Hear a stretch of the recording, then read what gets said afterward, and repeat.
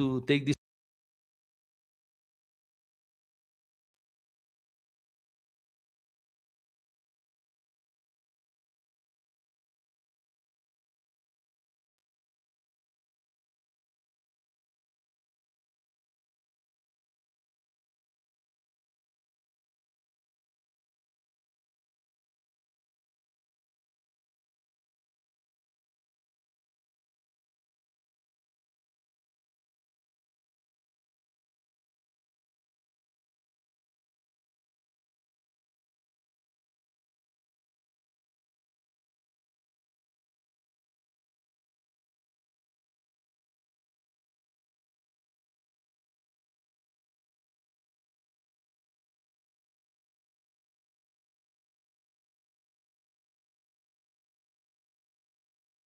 Okay. Mali. Mana? Mala, magiging on stage. Maniita. Can you come and take this out? It's pretty heavy. Yeah. I just want to read the title. Thank you. If you want to, yeah, I need somebody to hold this.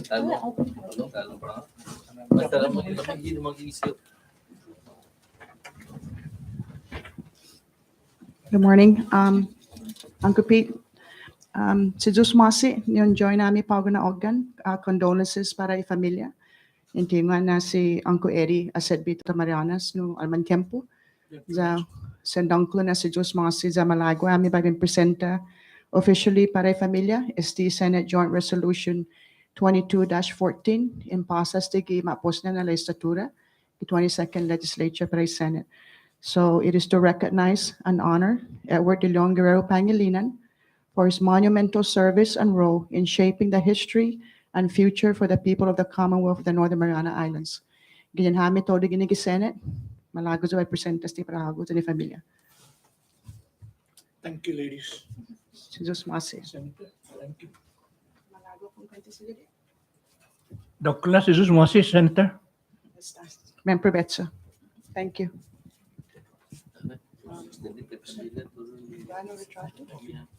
Can we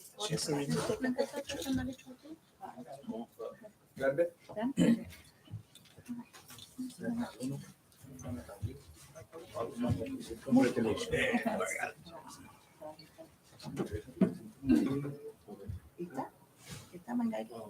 Guys, you wanna scoot over this way? Talong ko, Pete. Balik.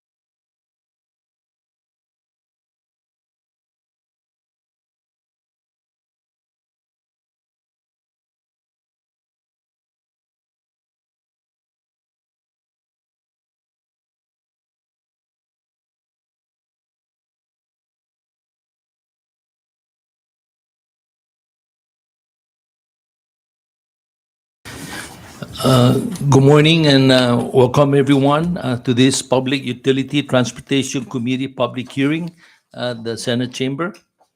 It is now 9:01. Before calling this public hearing to order, I want to thank all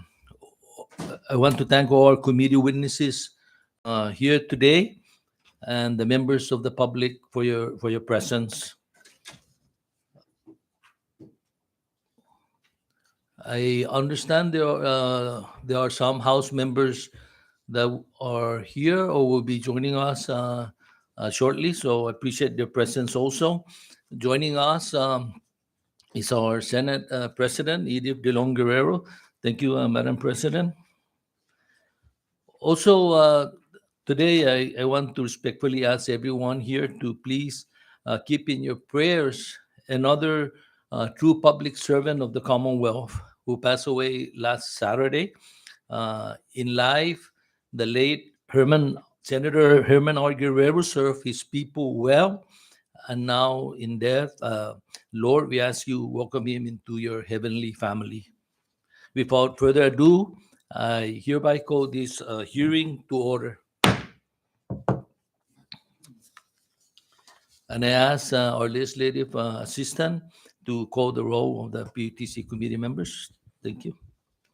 Senator Selena R. Babauta, Senator Francisco Q. Cruz, Here. Senator Jude U. Hofschneider, Senator Karina L. Magofnia, Geiger. Senator Paul A. Manglonia, Here. Senator Donald M. Manglonia. Mr. Chairman, 4 members are present, 2 members are absent. Okay, our 2 members are excused from today's public hearing, and we have the necessary quorum to conduct this public hearing. Before we begin, I want to recognize those serving our committee with us here. Our legal counsel to my left, right below me, and sitting to his right is Devin, or rather Joe Bermudez, our legal counsel, and sitting to his right is Devin Marianas Committee Legislative Assistant, and Mr. Delbert Camacho, operating our live video streaming service, and Mr. Ben Terlahi, our Sergeant at Arms. And so before we begin, can I get a motion for the adoption of our agenda? Okay, discussion? Ready? All those in favor, say aye. Opposed, nay. Motion carried. We hereby adopt our agenda.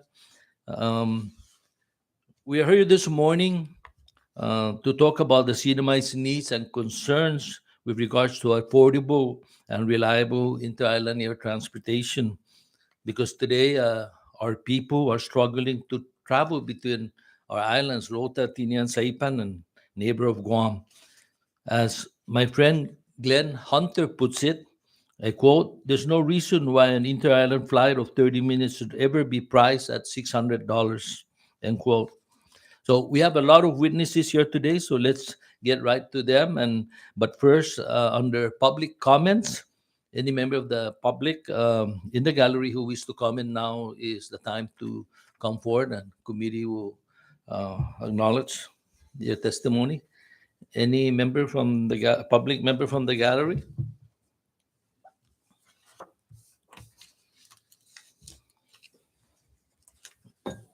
Okay, so there being none, I would like to go down the list as was publicized and call our witnesses in the order they were listed under the public hearing notice. And at this point, I want, but before we begin, any member want to, or Madam President, any member wish to make a short statement at this time? Thank you, Mr. Chairman. I just want to welcome everybody this morning, and I think this is a great opportunity to have a candid and open conversation regarding the issues facing our inter-island transportation with all the service providers. I think the Senate is open, and I personally would like to hear from all the parties and see how we could address the issue once and for all. Thank you very much and welcome. Thank you, Madam President. Any other member? If not, I just want to recognize the mayor of Rota, Mayor Aubrey, and Mayor of Tinian. Thank you for being here, and I understand there might be members of the municipal council who are here also joining us. Thank you. At this point, I just want to call up any representative of Marianas Southern Airways. Please state your name and your position.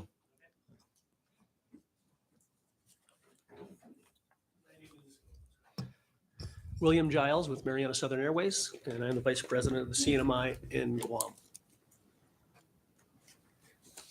So, Okay. and for an opening statement, really, I appreciate everyone that's here. Thank you, Senate members and other dignitaries we have here. I guess I'd like to start by saying that this entire process started long before the issuance of any operation contract that we had for MSA.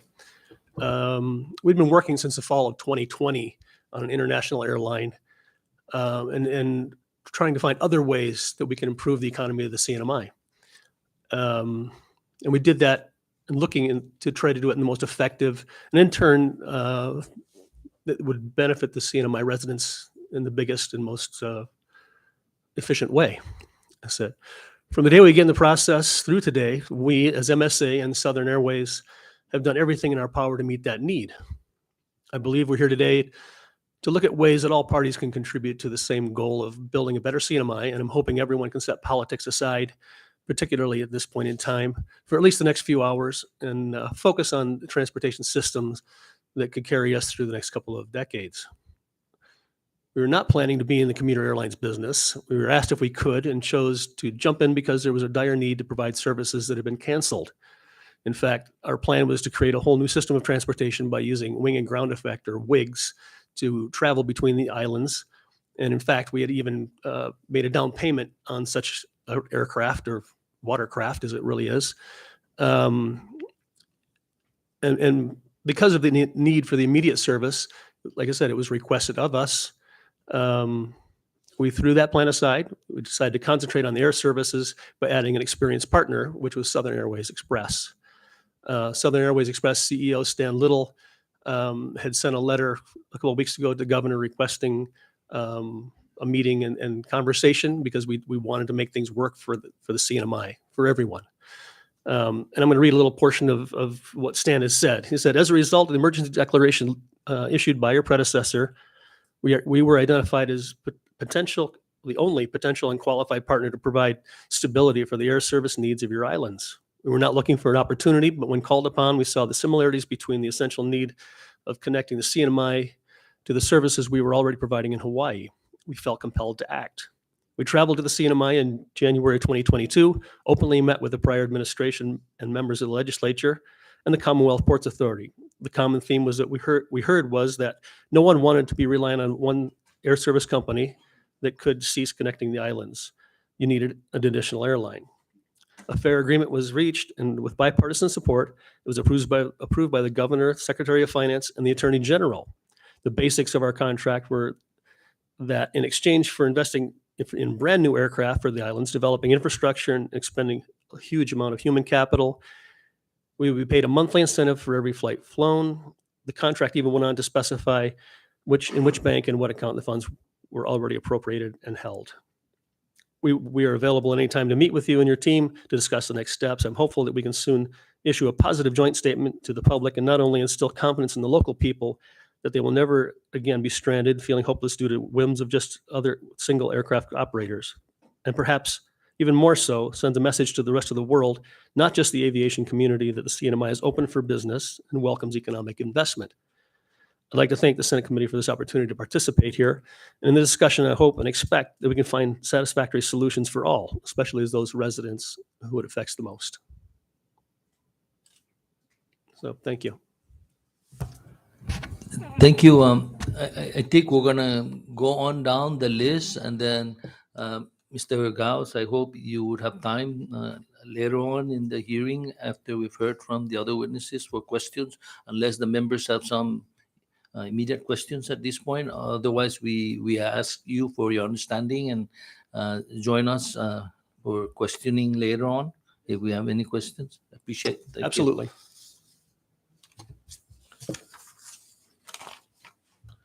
Okay, can we ask the representatives of Marianas Air to please join us?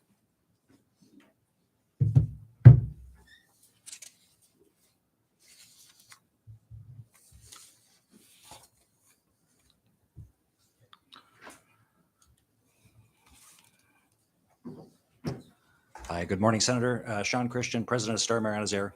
I'm being joined by our Chairman of the Board of Directors, Bob Christian. Thank you. For opening remarks, I'd like to really thank everyone for the opportunity to participate in these hearings today. It's good, I think, that we can begin this dialogue and hopefully find some solutions to move forward. We've had a difficult, I would say, relationship with the Ports Authority. And I think we've had meetings with several groups here that probably understand that a little bit and some of the history on it.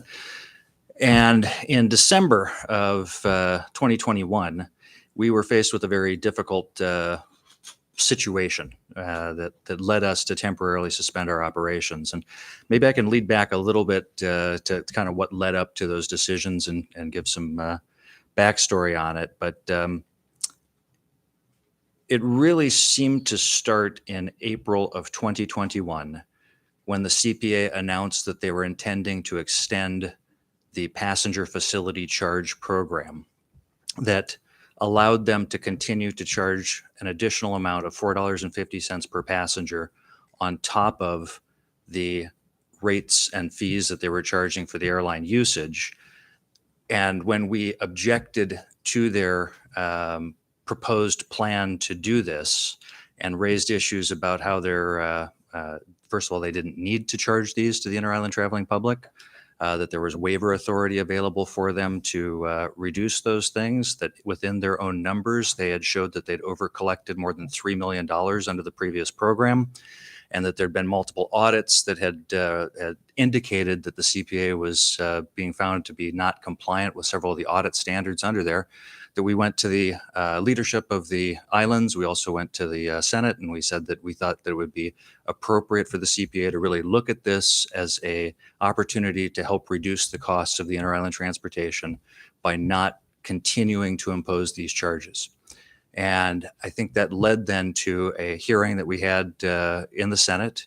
And in that hearing, there was, some opportunities to discuss the ways that maybe we could resolve it. And unfortunately, it kind of didn't really go very well with how that went down. And shortly after that hearing, the Ports Authority then also notified us that they would be canceling the airline use agreement, which had been disputed as well, and attempted then to impose new fees under a different methodology. And under that different methodology, it was going to drastically increase the price of inter-island travel. After some back and forth, without getting into too much detail about that, the Department of Transportation decided that they were not going to entertain the dispute that we had at the federal level. They said that it should be held or handled at a lower level. In the process of dealing with that, though, the CPA admitted that they had made multiple mistakes in the implementation of their Regulation 40 or Title 40 of that. And we were left with a situation where we had no regulations that were compliant or that we could even find in certain cases. And we were given a rate book that showed that certain fees were going to be increased dramatically with regard to landing fees and other things. And we were left in a very difficult situation. When those things came out, we made the decision to temporarily suspend our operations. And we temporarily suspended our scheduled passenger operations. We did not suspend flights, on-demand or air taxi flights, okay, in order to hopefully get this raised to a level where we could get it resolved. The governor then issued a state of emergency. When he did that, the DOT contacted us and asked us what was going on. We kind of explained, the situation on it. They asked us if we would be willing to resume flights. We said we would. We understood there was a 45-day requirement that would be necessary for us to start flights again. The DOT decided to waive that, and we resumed operations under the understanding that the governor's state of emergency would give some sort of relief so we could try and figure out how to move forward with the issues that we found in the Title 40 regulations and try to amend these situations. And that's pretty much where we've left it up to this point. So we welcome any opportunity to discuss this further, ask any or answer any questions you may have. Thank you for calling this, and I'll leave it at that. Thank you, Sean. Mr. Bob Christian? Thank you. Thank you.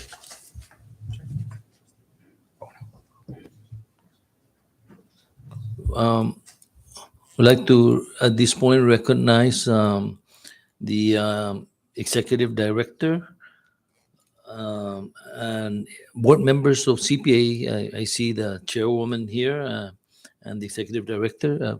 Please come forward, and we appreciate your comments.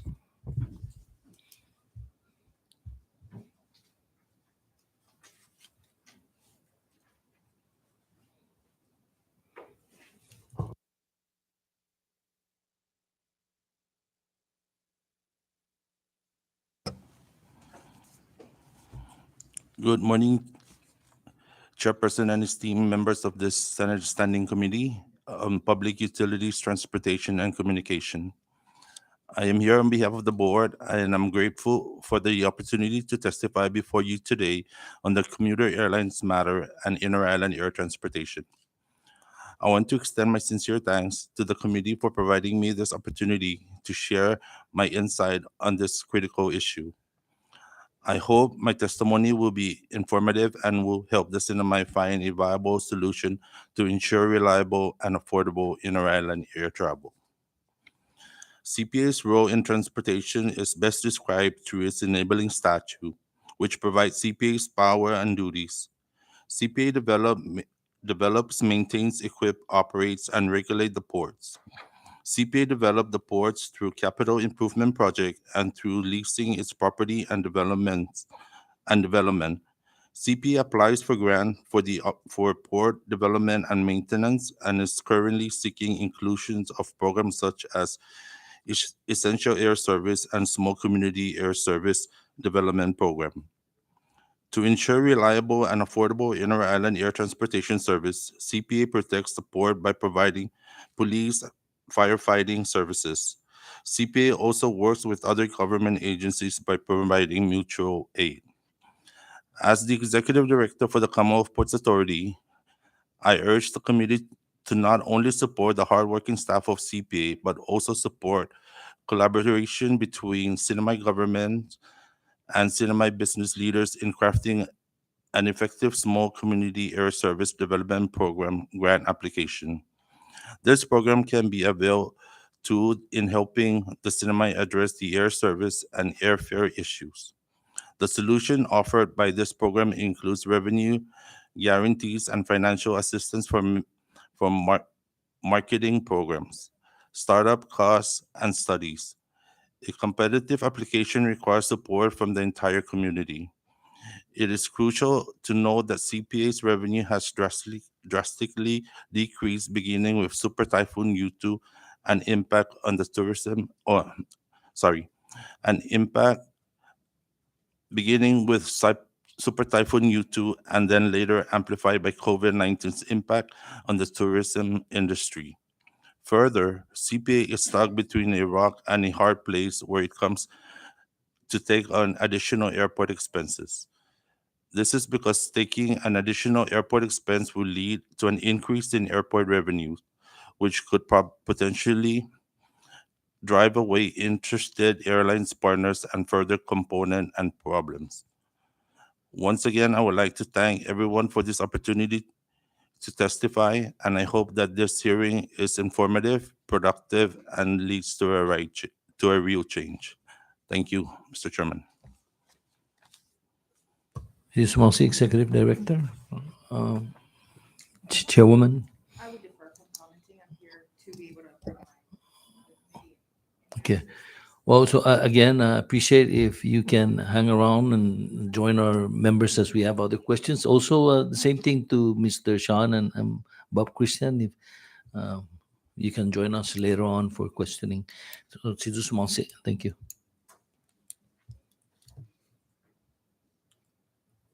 MBA, any representative or Gloria?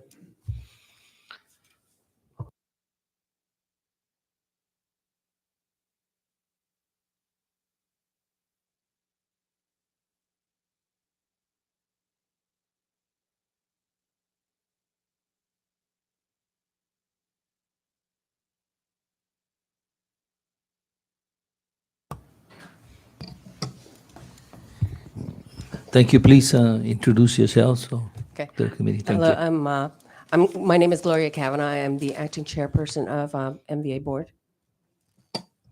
My name is Judy Torres, Acting Managing Director of the MVA. Ivan Kishicho, MBA board member. Thank you. Please proceed. Hafide Tirawame and good morning. Chairman Melania, honorable members, and Senate President. Thank you for the opportunity to contribute to today's discussion on air service in the Marianas. I'm here with Director Ivan Kututsu and our acting managing director, Judy Torres, who will also be available to answer any questions after our testimony. Air service, of course, is one of the two key pillars of our successful tourism industry. Visitor demand and air service must exist together. Visitors need to be aware of and what to visit our islands, and then they need the means to get here. The MBA enabling legislation includes various mandates for creating that demand.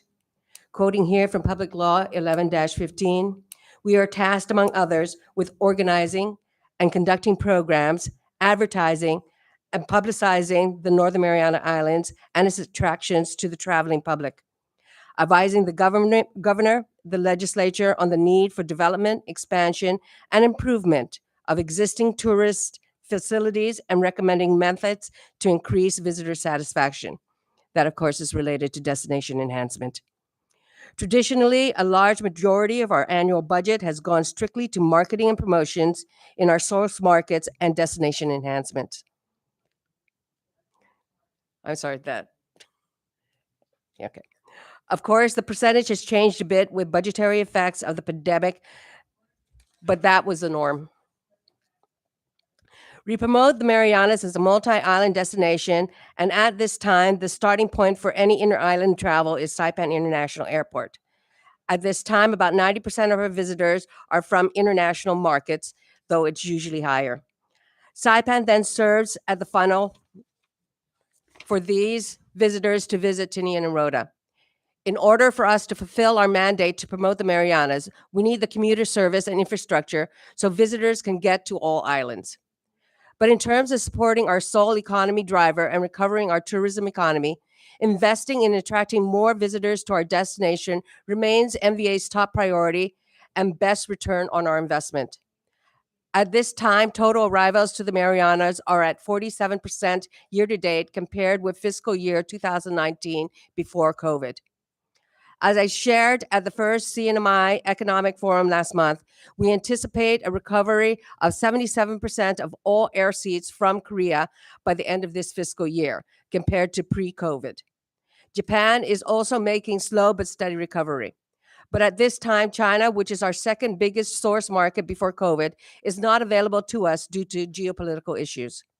In short, we still have a long recovery process ahead of us, and with ARPA funding depleted, we are having to fight our competitors and an unfavorable currency exchange for every single visitor arrival. I would like to mention that one of the biggest factors influencing inter-island travel by visitors is the length of stay. Our typical visitor spends 3 to 4 nights here, which is not really sufficient time for island hopping, so they usually pick one island, usually Saipan. But for those visitors choosing Tinian or Rota, convenient commuter air service allows them to jump on a flight right away. We have seen success with specific Tinian and Rota promotions and activities supported or organized by the MBA. This includes the Tinian Hot Pepper Festival, and other events we supported with funding such as Bisita, Luta, and fishing tournaments. When we have longer media or travel agency familiarization tours, FAM tours, we bring them to Tinian and Rota for media coverage and development of Mariana's tourism products. Our offices maintain and open new tourist sites in cooperations with the mayor's offices and other departments. We have also had specific marketing programs highlighting the unique attractions of Tinian and Rota, attracting divers, nature lovers, and others. In this regard, all three islands and the Northern Islands are important in our marketing and destination enhancement initiatives. And most importantly, inter-island service, air service, is essential for not only tourists, but all the needs of our community, government operations, healthcare, and so much more. In closing, it behooves me to mention briefly regarding next year's budget call coming up.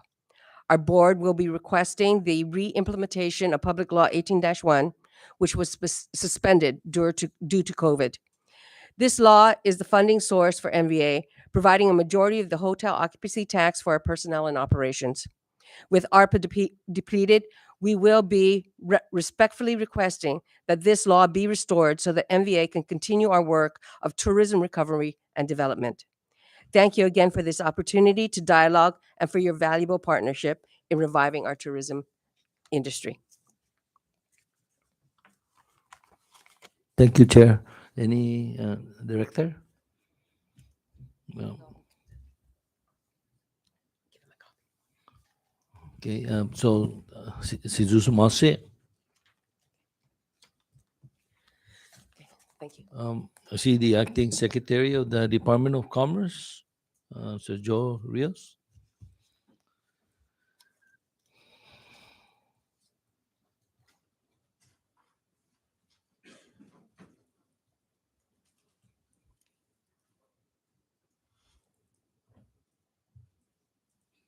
Good morning. Oh, good morning, honorable members of the Senate. My name is Joseph S. Rios, Jr. I'm the Acting Secretary of Commerce, Department of Commerce. I would just like to give our perspective in regards to this matter. So please bear with me. Here's my comment. Commerce supports economic viability and prosperity. Commerce promotes, encourages, and fosters business activities, entrepreneurship, and the advancement in the cinema economy. Anywhere we can have competing interests between two entities benefits the greater populace and lessens the negative impact of monopolization in a certain industry or sector, not to mention preventing acts not conducive to our economy's operations and security of our citizens' health. Inequity. I do not support unfair business practices by subsidizing one competing interest over the other. However, in certain situations, it's the kind of relationship we have and maintain with the private sectors, if necessary, not artificially made. Commerce stance is to encourage competition. Favorable or preferential treatment by our system of governance must not be the standard.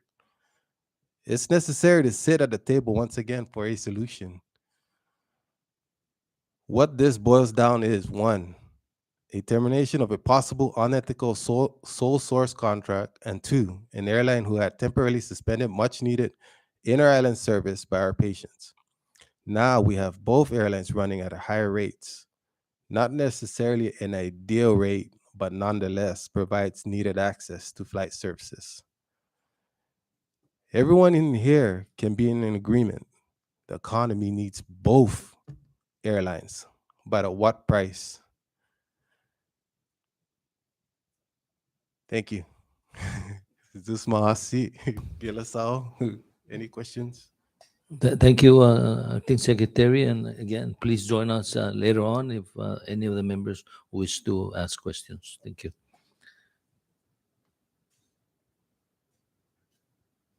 Any the CEO of CACC here? Okay, if it's not here. Any representative of Saipan Rota Tinian Chamber of Commerce with us this morning?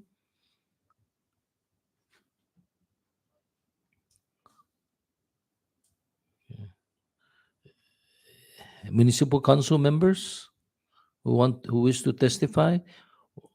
Okay, okay, we'll move on right along to Mayor Aubrey. You wish to join us here up here? Thank you.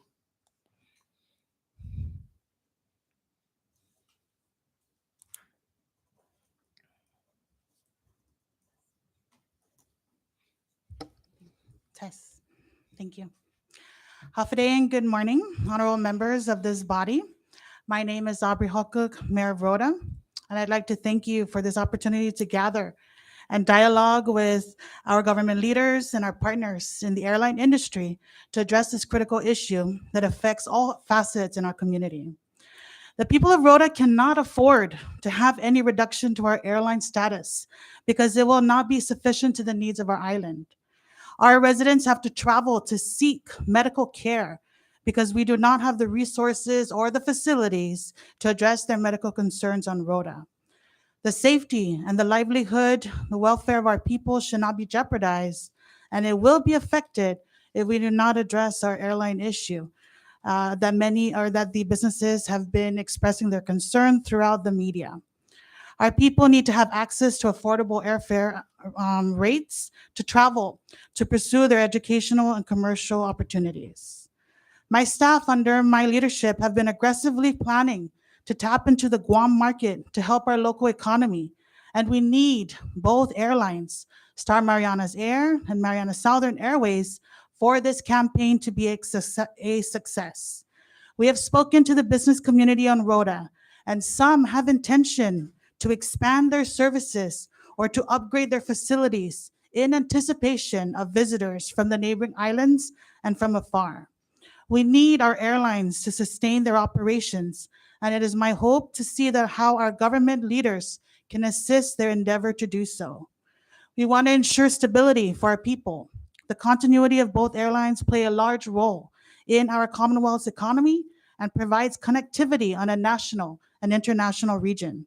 They will help generate trade, promote tourism, and provide employment opportunities for our people in all the islands of our Commonwealth.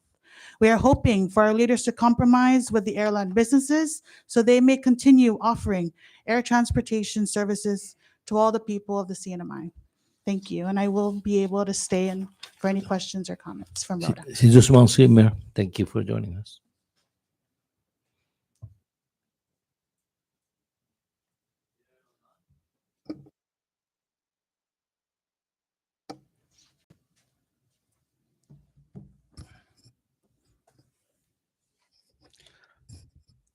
Hafani Zantiro, Lesser.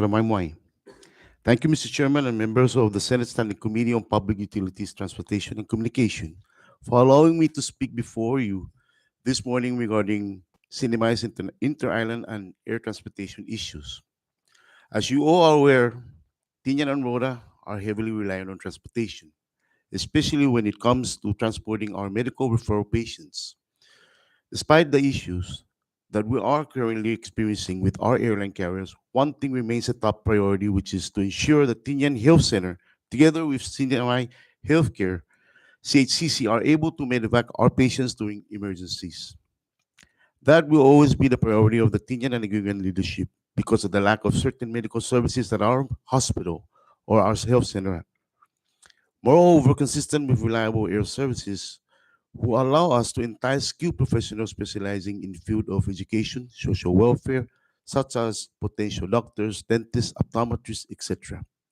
We eventually hope to have these services available to the residents of Tinian to alleviate some of the costs that include transportation of medical patients that require such services. In the event that an air carrier is not able to transport our patients via air service, we take into account the possibility of transporting these patients and their escorts by boat. Transporting patients by boat is not as reliable as going through an airline because it is subject to weather and sea conditions. The more airline carriers we have in the CNMI, especially in the islands of Tinian and Rota, it will allow us a more secure method of transportation when it comes to any medical emergencies that we are experiencing. Additionally, having more air carriers available will provide residents with options and allow for competitive price to be put forth. The Tinian leadership will continue to work on opening the Tinian International Airport to accommodate direct flights to Tinian. Having direct flights to our island would generate local economy revenue to continue to sustain and improve the services and program the municipality provides to the community. Having said that, I would like to extend again thankfulness to Zusmasi for your time that you have given me to speak on this crucial issue. Thank you, and thankfulness to Zusmasi. Thank you, Mayor. Thank you to our two mayors who flew over here to join us. I'm glad to see you were able to make it. No, Mayor RB here with us this morning. Okay. Before we begin the questioning, I'm just going to offer again any other member of the public that want to come up at this point to make a comment. If none, I'd like to thank you all, and I now open the questioning. Any member of the committee wish to start off?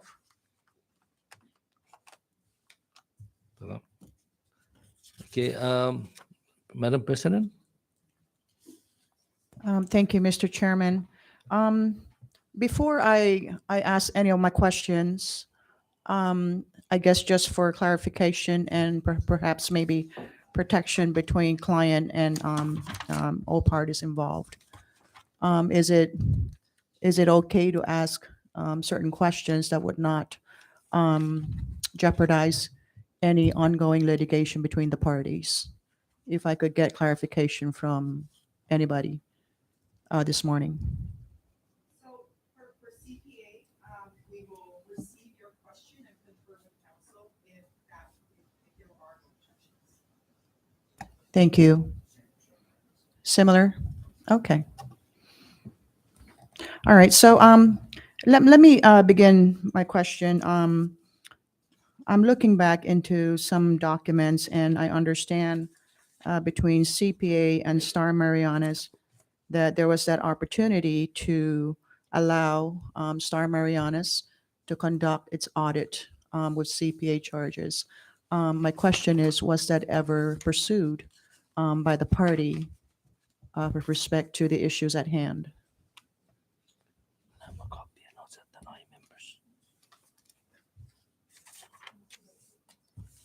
Chair, there's a question. Dispensa to, Maybe the parties can come up to the dais or to the. okay, to the relevant party, no? Okay.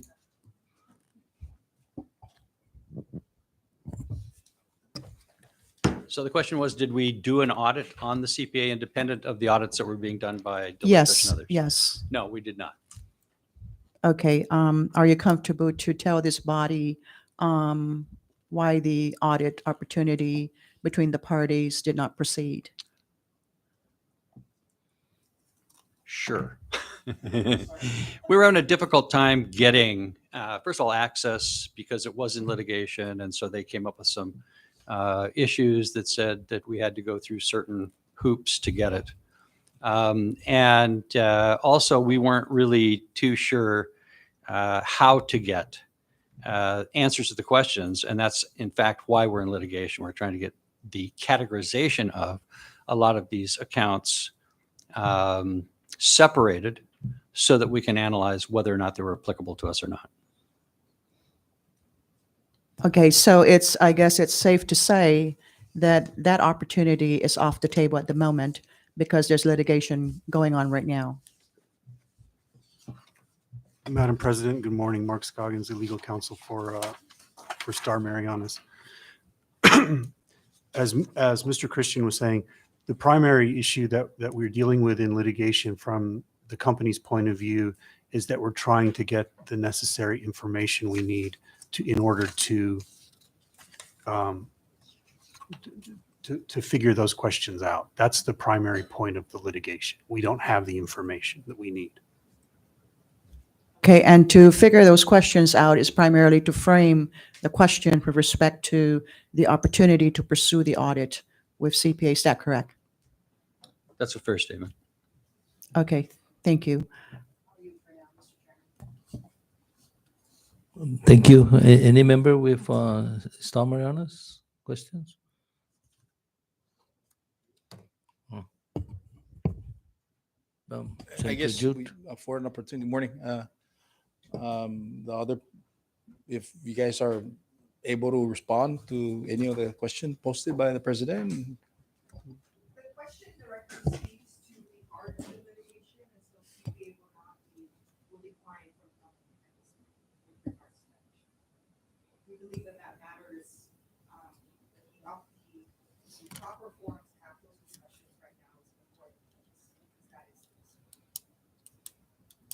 Okay, thank you. Can just so we can have the responses recorded, can I ask Senator Cruz to move one seat over here and ask CPA to please join us up here since you're the key agency, maybe with some of the questionings, follow-up questions to join us. And I guess we can grab one chair for the back there. So oh, yeah, no. Oh, yeah, it's yeah, no, I remember.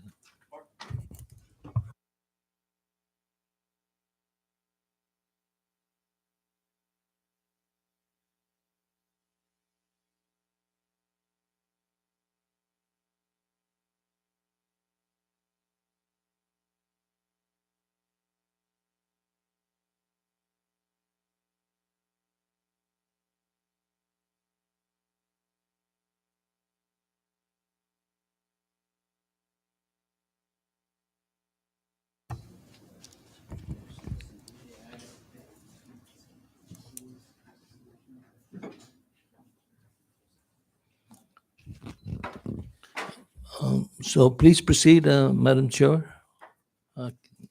You were, as you were saying.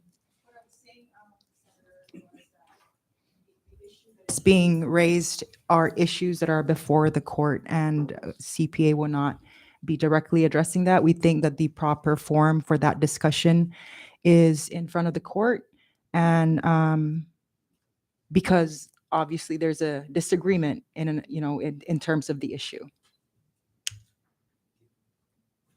Thank you. And I guess just like for the other parties, if they see that it will be difficult for them to answer it or it's not the proper place, just indicate so. But just to generate discussion, we're here to try to assist everyone with, to address our inter-island transportation issues. So again, thank you, everyone. And I ask for your understanding and patience. So, Madam President. Thank you, Mr. Chairman. And please, members, you can interrupt me at any time. I do have a lot of questions. Been taking a lot of good notes as everybody was talking. And so it was mentioned, and I'll pose the question to CPA. It was mentioned that there's that waiver authority.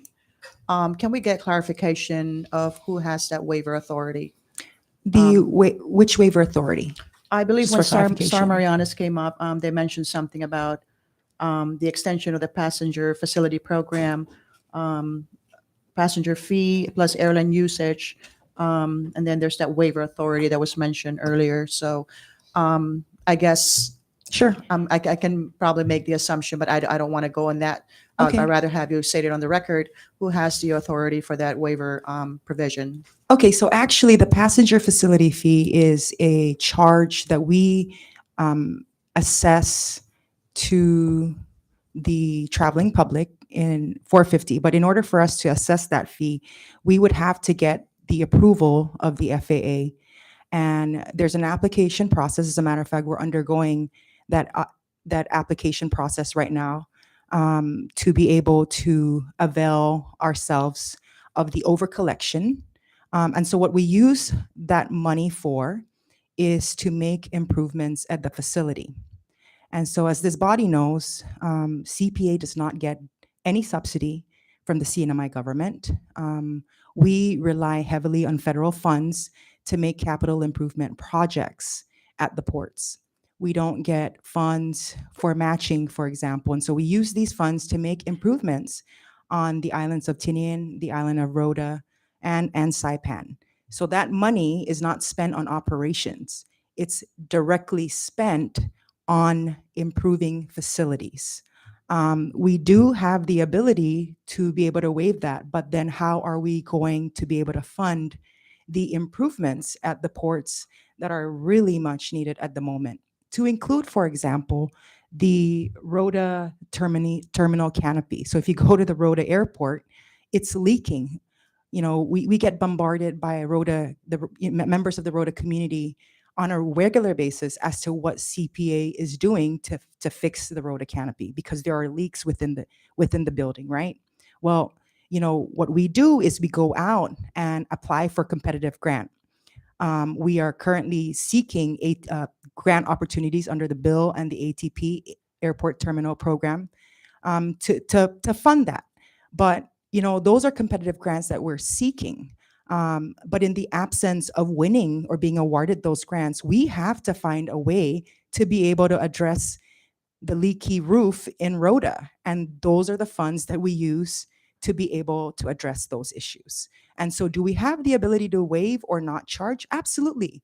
But where are we going to get the funds to be able to make the improvements to the infrastructure? If I may, Mr. Chairman, just so that we could stay on the subject matter. Again, for the record, so that we understand this correctly, I understand from Star Marianas when you came up here, that $3 million that was mentioned over collected on previous program, I believe that there was an audit report that stated that. Is that correct? It was in a letter that they sent to us directly, where they told us in that letter that they'd over collected 3.1 million. The waiver authority we're talking about is under 14 CFR 158.11, and it's not a waiver of all of the ability for the CNMI or for the CPA to collect these PFCs.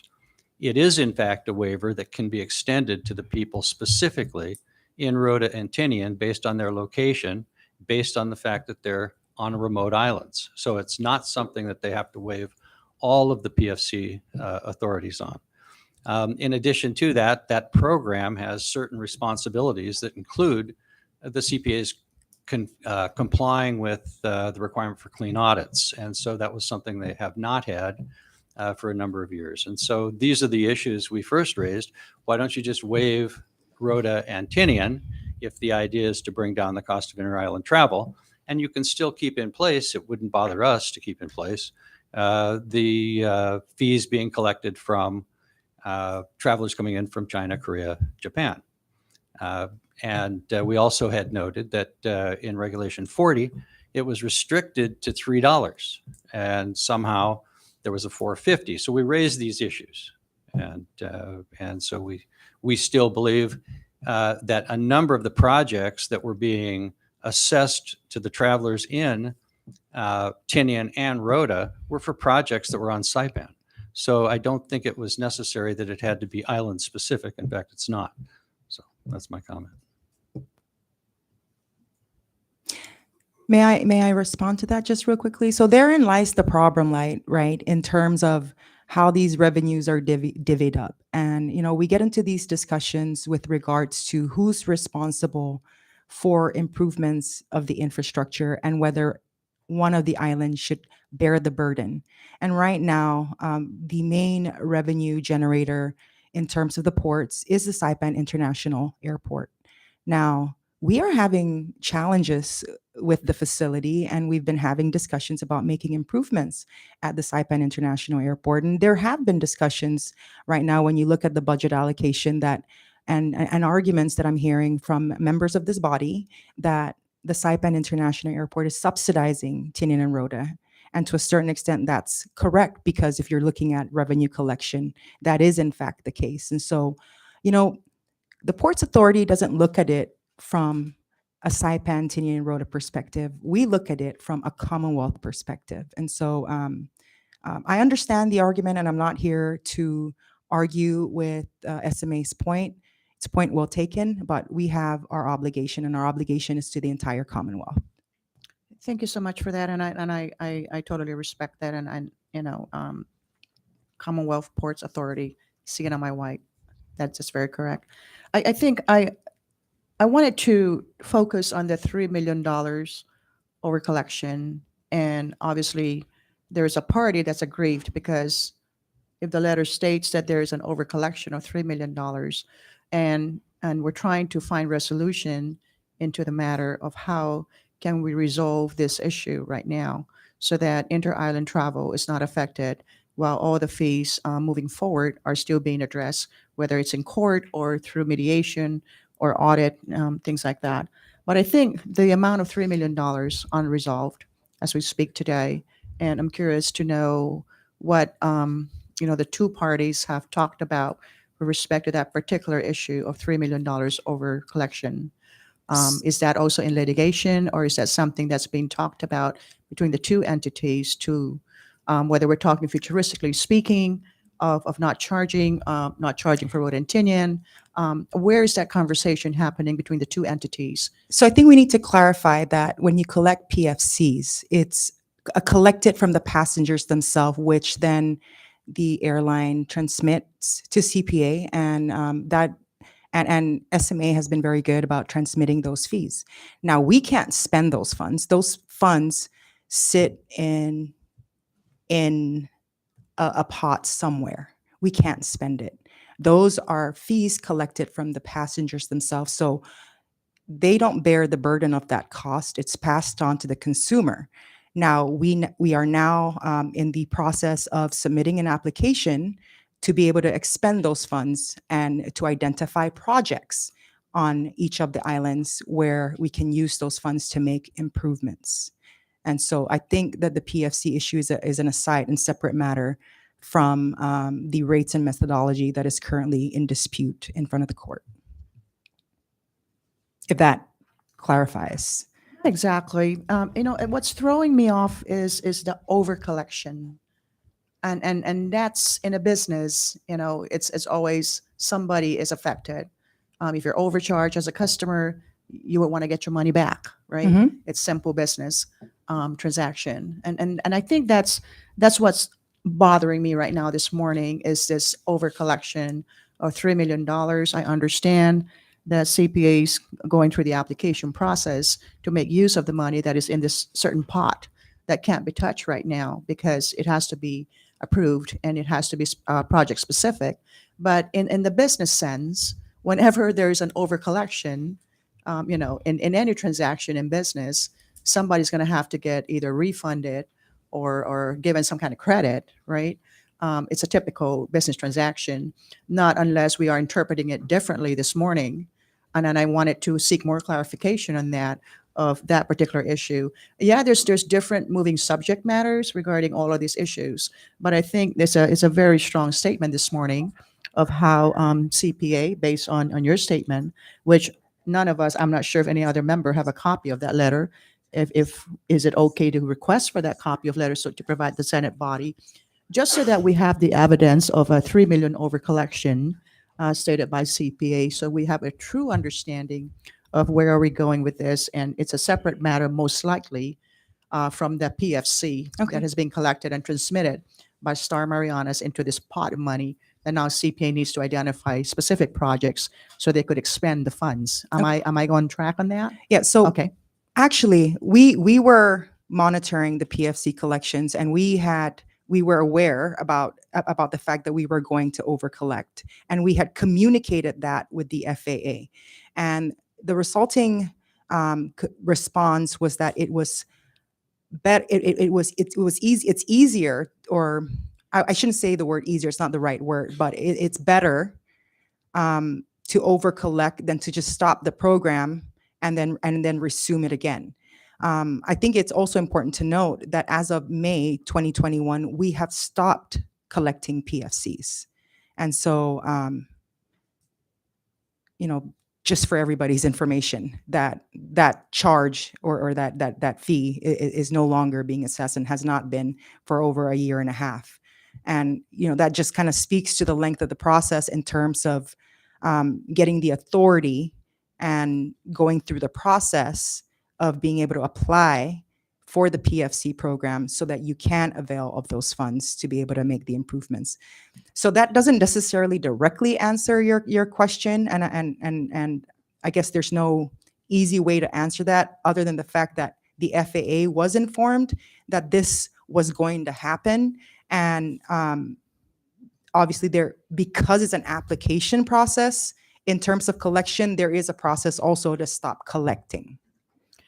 And that leads me to my question of FAA being informed that there's that potential, which it actually happened, of over collection. So and I'm wondering, we if- are not unique in our Uh-huh. in that there are other airports that have over collected, and there's a process by which you stop collecting and you start collecting. And I think I'm trying to find the medium where that communication between the state CPA operations informing FAA of a potential overcollection, and where is the party Star Marianas in the picture of So- whether they were informed that there's that potential overcollection, and we will continue to overcollect until such time that we Right. terminate the collection process. I'm just trying to, as a business, right? Yeah. You try to find that connectivity of communication, not just between CPA and FAA, obviously, but also the airliner that's providing the services. Because it seems like this is where, in my opinion, the way I'm seeing it this morning and hearing it from the parties, that there's a breakdown somewhere in communication or a level of openness, and one party is talking to FAA. Air Service is not being told that we are over collecting, and until later on when there's an admission of a letter from CPA that we have over collected, and now to the tune of $3 million. So And- just for and- the record, yeah.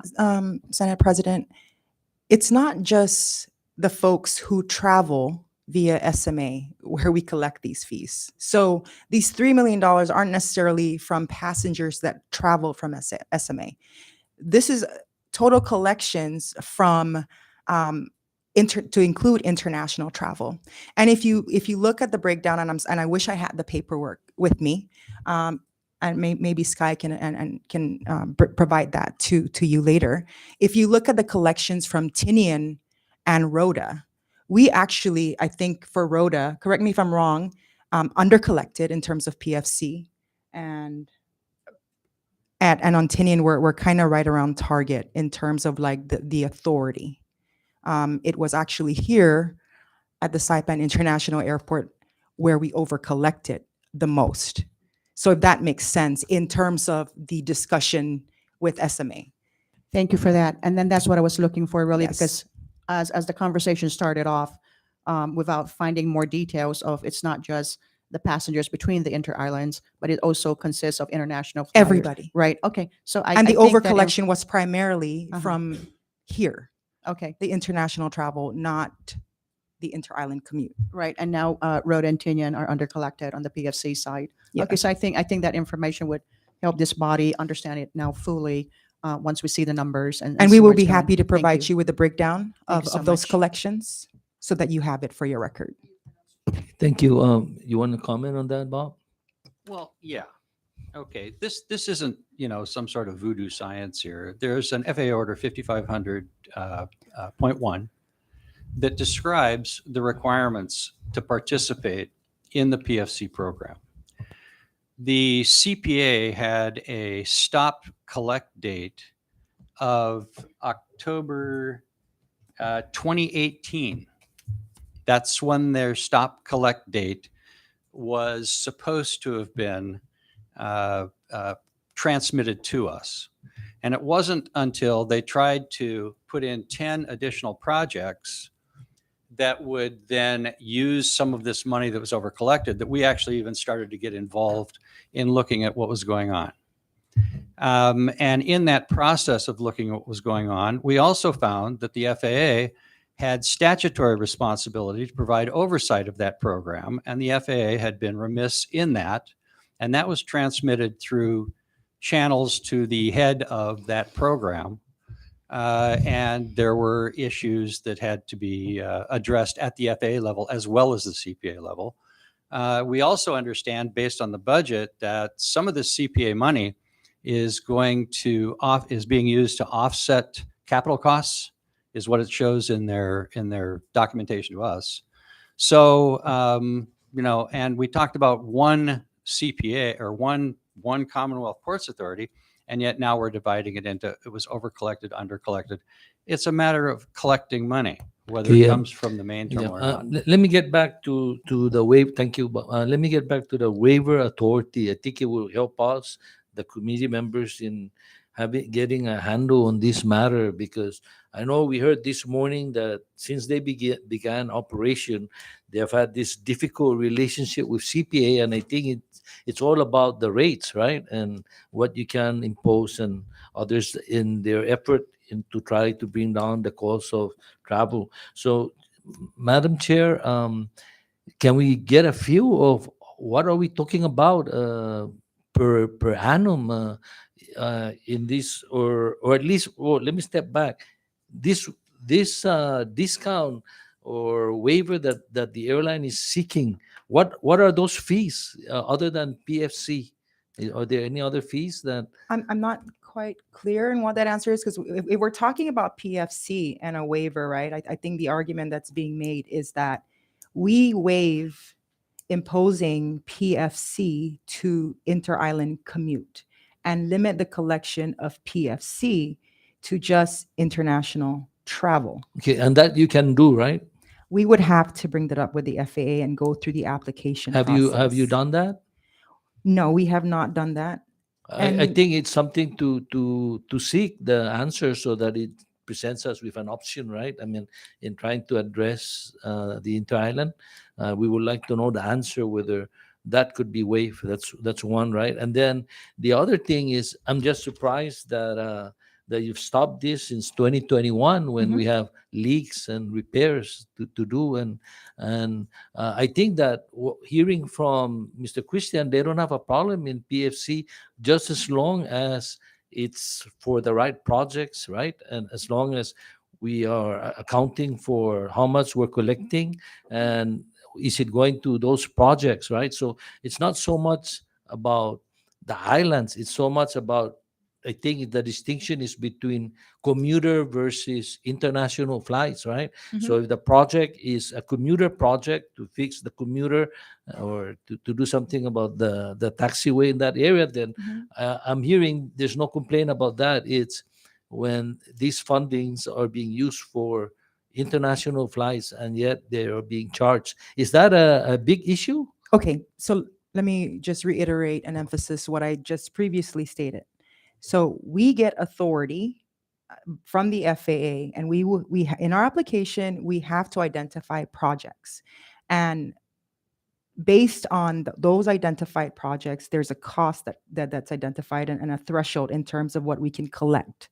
So going back to this discussion of overcollection, the overcollection actually is from the Saipan International Airport, the tourists that are coming in. In Rota, we've undercollected based on our authority, and so is Tinian. So this money, this $3 million, has primarily come from international travelers. How much is the Rota Tinian, I guess, collection from the commuter I don't travel have every those year? numbers with me specifically, but I can certainly provide that to you, sir. May I ask, is that a significant cost for the airline? I assume it is because you're asking for breaks in It's that. not a cost from the airline. It's a cost to the passengers, which adds to the cost of transportation. And we're talking about ways and means to bring costs down. And certainly one of the things we look at in our pricing structure is how much do we collect from the customer. So that's on 5% each of flight. the one-way fare, right? It would be, yeah. Well, it's 5%. $4.50 is what was charged. I think we're charging 45. Yeah. So about 10%. And that's in addition to what they're collecting for the use of the airfields, which is about another $9, $10. Okay, so other than PFC, as far as waiver authority that you're seeking from them, what are these other fees that they can look at? Okay, they're suggesting we don't talk about that specifically because it's in litigation. Generally, okay, I could say that the CPA is a sponsor, okay, of an airport with federal funds. So as such, they basically have certain responsibilities that they have to perform. And the charges that they charge are basically broken into two categories. One would be categories that require the airline's consent, And that consent was rendered by us to the CPA through the airport use agreement, which we signed in 2009. And they then unilaterally terminated in October of 2021. So absent of that agreement, they then have to rely on regulations that they have imposed on the airline. In order to qualify for that, those fees have to be defined as compensatory, meaning they're not charging us for anything other than the services that we use and that they're required to provide us. Now, there's two categories of airlines, okay, if you will. You've got United, you've got airlines that are large airlines, and they're certificated under what they call 14 CFR 121.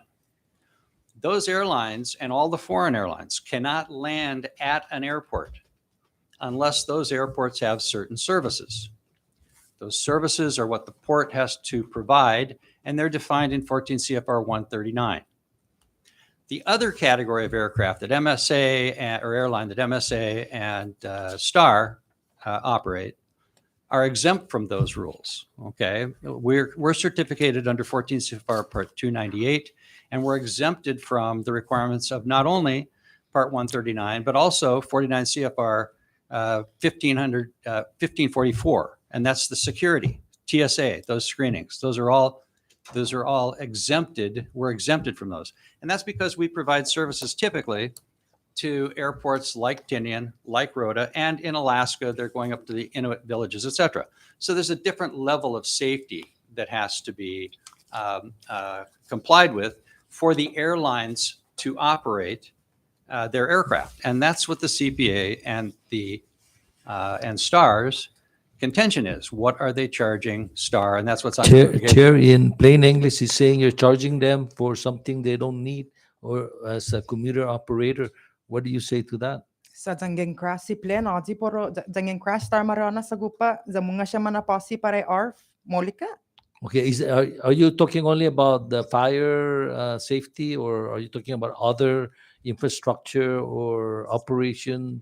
I'm talking about the definition. If you impose it by regulation, okay, that it has to be something that they, other than on their own volition, okay, are required to provide us by an agency other than the CPA. Okay, I guess So ARF would be one of them, yes. Let me just get back. It appears like you have differences in the rate structure, and based on what you're saying, initially you have an agreement with them that requires CPA to consult you and get your opinion as to those rates being imposed, right? And what you're saying is that they terminated that agreement and now they are imposing under a new methodology, and you don't have any input on the new rate structure or anything? You don't have any input as a commuter operator? Well, we're supposed to. And I would have to say that we don't disagree on either point. First of all, we don't disagree that the pricing methodology has to be agreed to, and it was under the AUA agreement. And we don't disagree that the regulations that they're allowed to impose on us can be imposed as long as they meet the requirements of being compensatory. And we also don't disagree that the regulations they imposed are not compensatory by their own admission and their own statements. And we also have two rate books, one presented to us in January of 2022 that has in its introduction, this isn't binding. It's not binding on us or them until they revise their regulation 40-10, which was used to replace the AUA and put in this new charging method. And it also, the same statement occurs in their 2023 rate book, that these do not apply to us or the port. So we were left with a situation in December when this came out. What are they charging? They, by their own admission, can't charge because it doesn't meet the requirements, and it's not bound. They're not bound by that.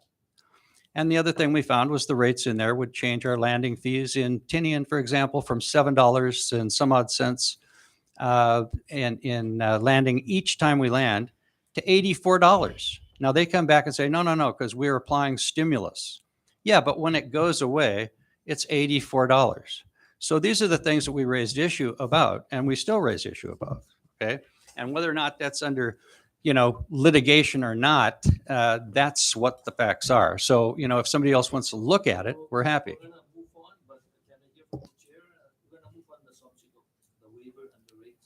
Madam Chair? So I think, that what he's talking about speaks to the heart of what's before the court. And obviously, Mr. Christensen has an opinion about the issue. And I'm not here to argue because I'm here for solutions, Senator. Okay. And I'm here to get to the crux of the matter. And the crux of the matter is that we're owed $4.7 million by SMA. And this dispute has been ongoing. They have not paid. We've stopped collecting PFCs, and they've stated previously that the PFC, the reason why the ticket rates are so high is because of the PFC. Well, we've stopped collecting PFCs, and we have not seen a reduction in the ticket price between Rota and Tinian and Saipan. As a matter of fact, they went on to increase it. But that's what it is. And I think what we should be focused on is discussing how we can resolve this. CPA needs to be able to be self-sustainable. We are not getting any funding from the government. And then we don't, given the state of the economy, we don't know how you're going to give us funding unless the government agrees to allocate some existing ARPA funds that they can find out there somewhere, right? We are helping ourselves. As a matter of fact, we want to ask for your support and join us in writing a letter to the Department of Transportation requesting for potential continued supplemental funding under the CRISA grant so that we can pass on the savings to all airlines, to include MSA, SMA, and international arrivals until such time that the economy comes back online, right? I think that's really what we should be talking about instead of arguing about matters that are currently before the court. Okay, so we're going to move on to another topic of helping the airlines. You want to comment for the final, Bob? No, I'm none. Okay, so any members want to ask follow-up, or Madam President? Thank you, Chair. If you could, and I guess your counsel is with you, the amount of money in the pot of money where that PFC money is sitting in, is that being invested in a yielding account that CP could generate income off of? That's a Sky Hofschneider question. Our controller, I don't get into like the details, but we have adopted a policy to do exactly what it is that I think you're talking about. Okay, good. Because I always ask this question, every department that comes here, whether an autonomous agency or a department under the executive branch, it's all about there's no money, we need more money, we have to charge here and there. And I'm always wondering within the CNMI government, including autonomous agencies, when they have these funds sitting in different accounts, if those funds are also sitting in a yielding account where they could generate additional income on top of that capital or funds within those particular accounts. So it's something that I do encourage departments or autonomous agencies to explore so that they could generate some income for themselves to achieve the projects that they're trying to do. And I'm so happy that you guys are looking into that. Thank you. We did pass some time ago an investment policy program that looks into doing exactly what it is that you're talking about. But I think PFC funds are in restricted account in its own bank account. So. Thank you. Can I ask CPA on the question of the fuel tax? Can you explain to the committee this issue that FAA in their letter last year continues to follow up whether fuel tax has been waived or reduced? Is that a continuing issue? Yes, and so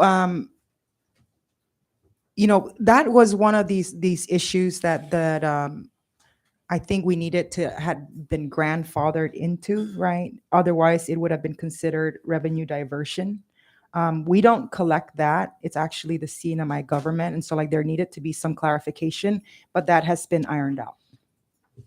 Okay, but in FAA's letter, they wanted to monitor actually whether that translates into no diversion, right? So Right. what procedure did you take to address that? I'm just And curious so we because worked with the previous administration to be able to say that this policy that is applicable now with the FAA did not exist at the time when the CNMI government was assessing that tax.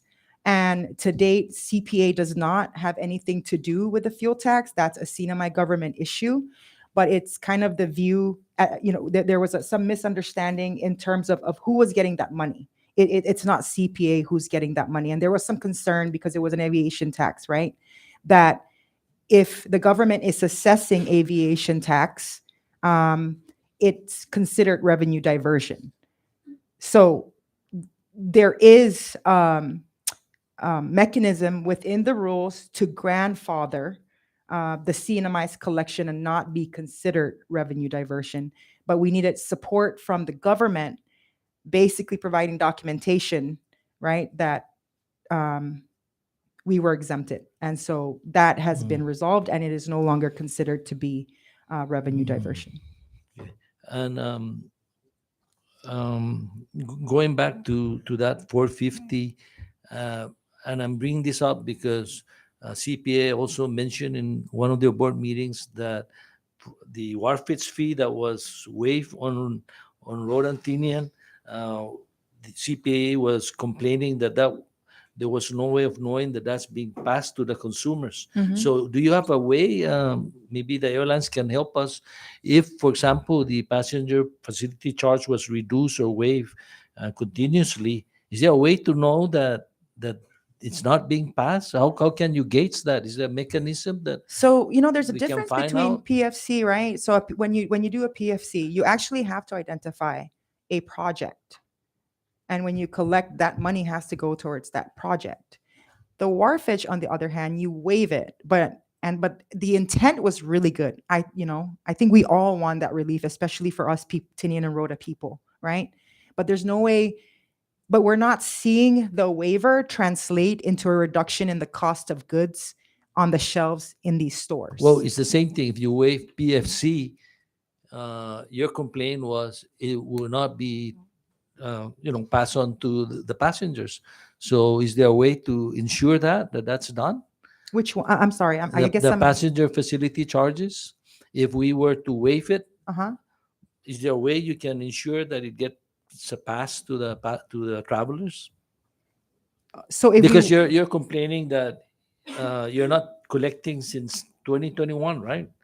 And the prices continue to go up. Mhm. You don't have a way to monitor that? we don't control ticket prices. We don't get involved in that business. So it's up to the carrier as to what pricing that they want to set. And obviously, I think those are business decisions. I don't mean for you to control it, but for you to kind of monitor at least their rates and a CPA, right? To know that it's being transferred to the travelers, the savings. Or another way would be to collect it and then give discounts to the passengers, right? Is that something that we can talk about, do you think, to save the travelers? That's certainly something that we can look at, and we can, seek further clarity and guidance from the FAA as to our authority to be able to do that. But PFCs are specific to infrastructure.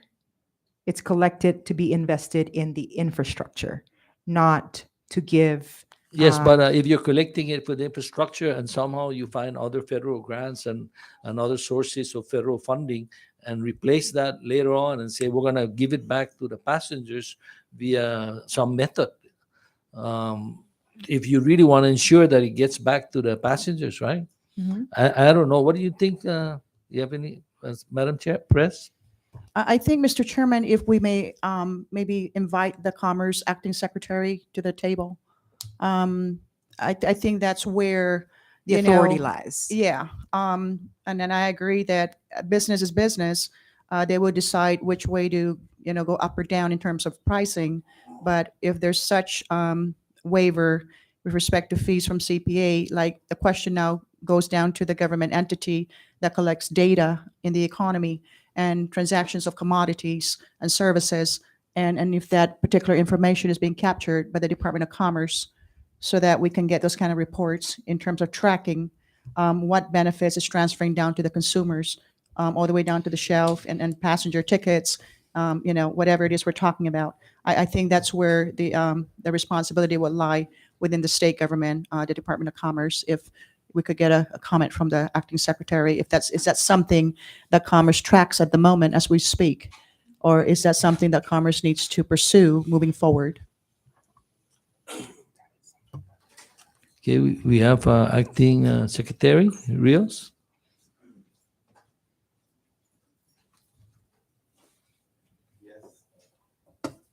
Yes, thank you again for the invitation. So just to clarify, you're asking whether or not Commerce covers the statistical analysis in regards to rates, fees. I think just to frame it around what the chairman was asking, if there's a waivered cost, and where is it transferring down to benefit the consumers? And obviously, CPA is commenting that that's up to the business decision of the operator, right? Which we can agree on that. And I'm thinking that the Department of Commerce, being the authorized entity of the government to collect data, all sorts of report, GDP.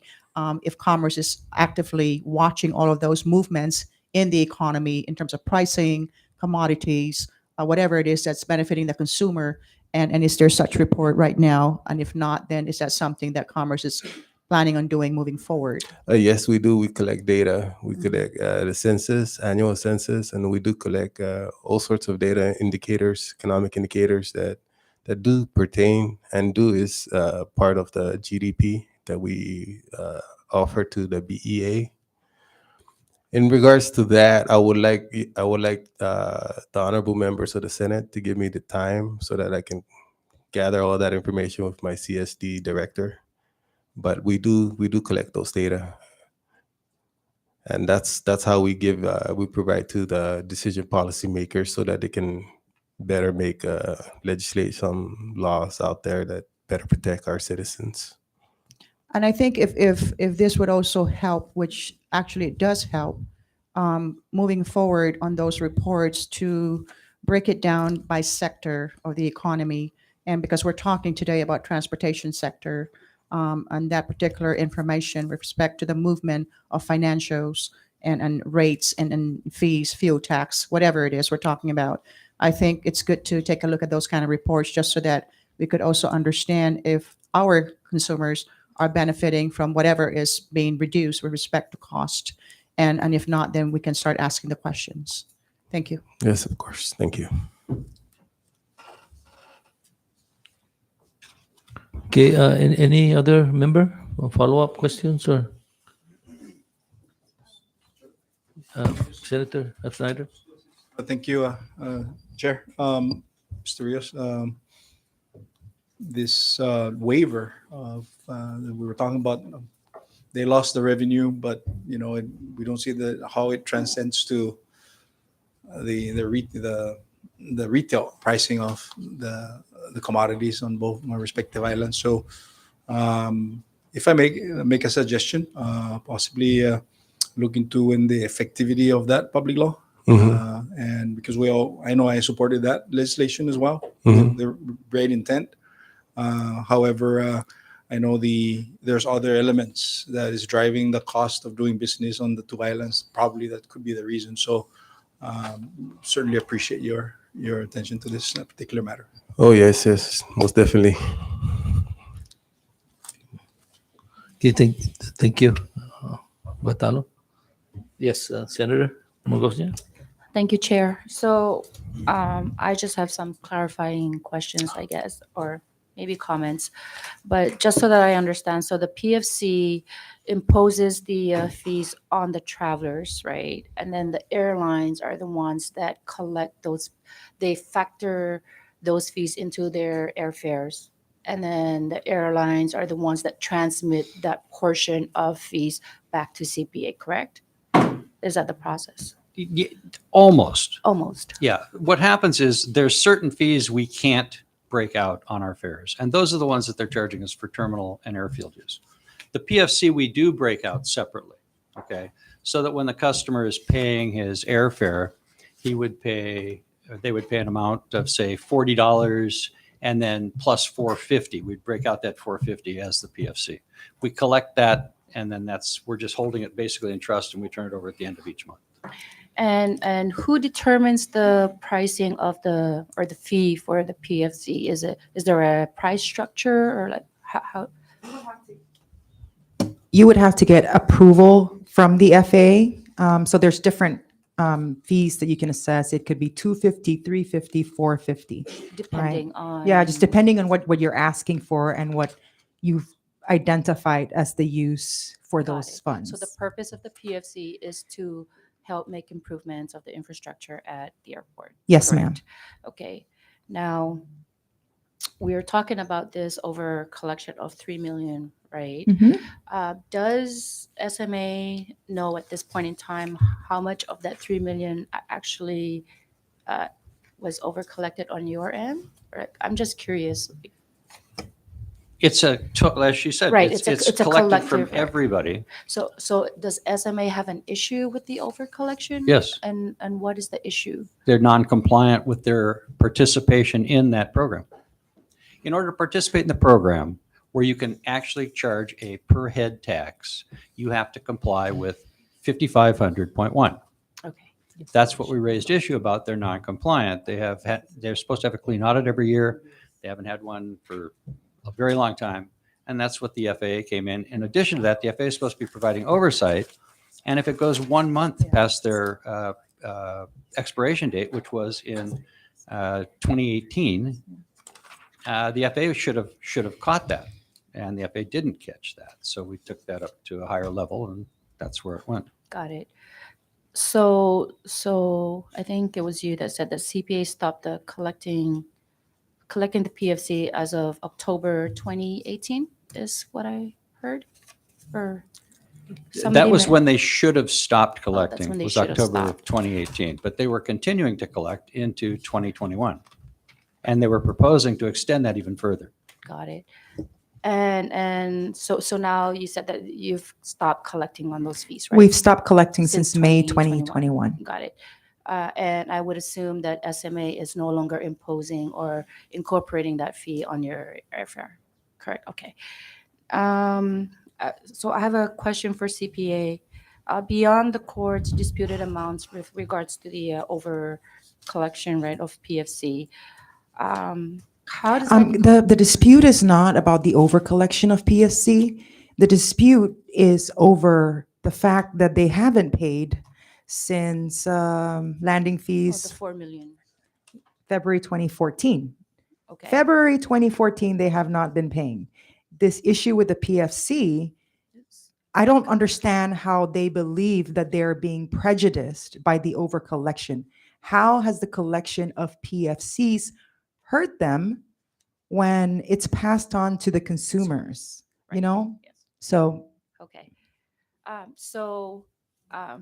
From what we have just stated earlier, the collection of PFC was to help improve, make the improvements at the airport for safety purposes and stuff like that. With CPA stopping collections and that, how has that impacted not so much the operations, but CPA's ability to ensure that the facility is safe and sound for the travelers? So we don't use it for operations. We cannot use it for operations. We use it for capital improvement projects. We currently do get annual funding in terms of AIP, Airport Improvement Program, a pot of money from the FAA that we can use to improve the facilities. The PFC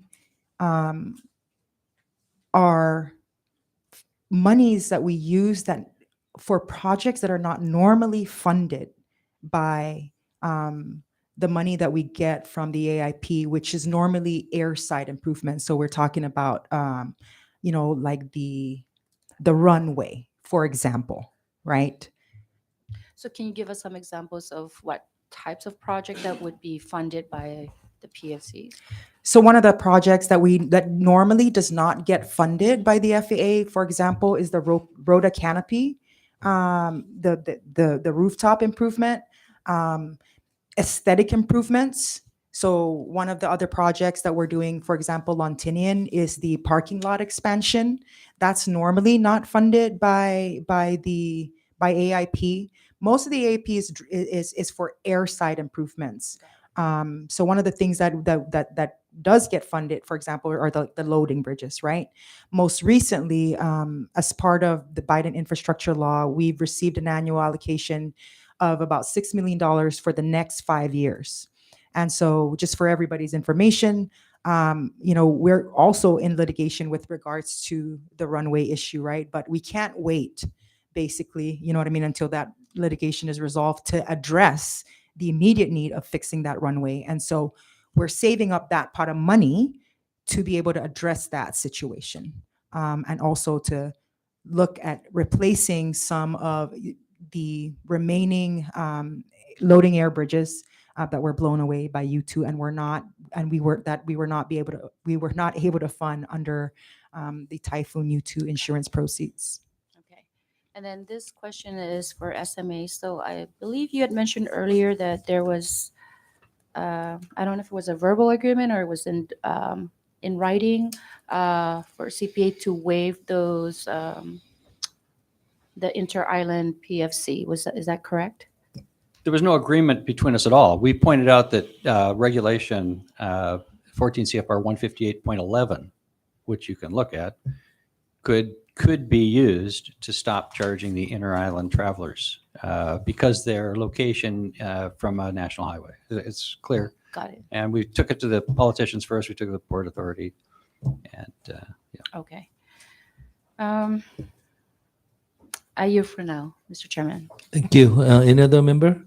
Let me just go back so that we can understand, have a better sense. So when Marianas Southern came into the picture, right? Mhm. There were some fees that were waived. What are those? Okay, so we do have what's called an airline incentive program. Okay. And I'm not sure if you've been given a copy of that, Senator, but it's a program that's available to all new entries to the market.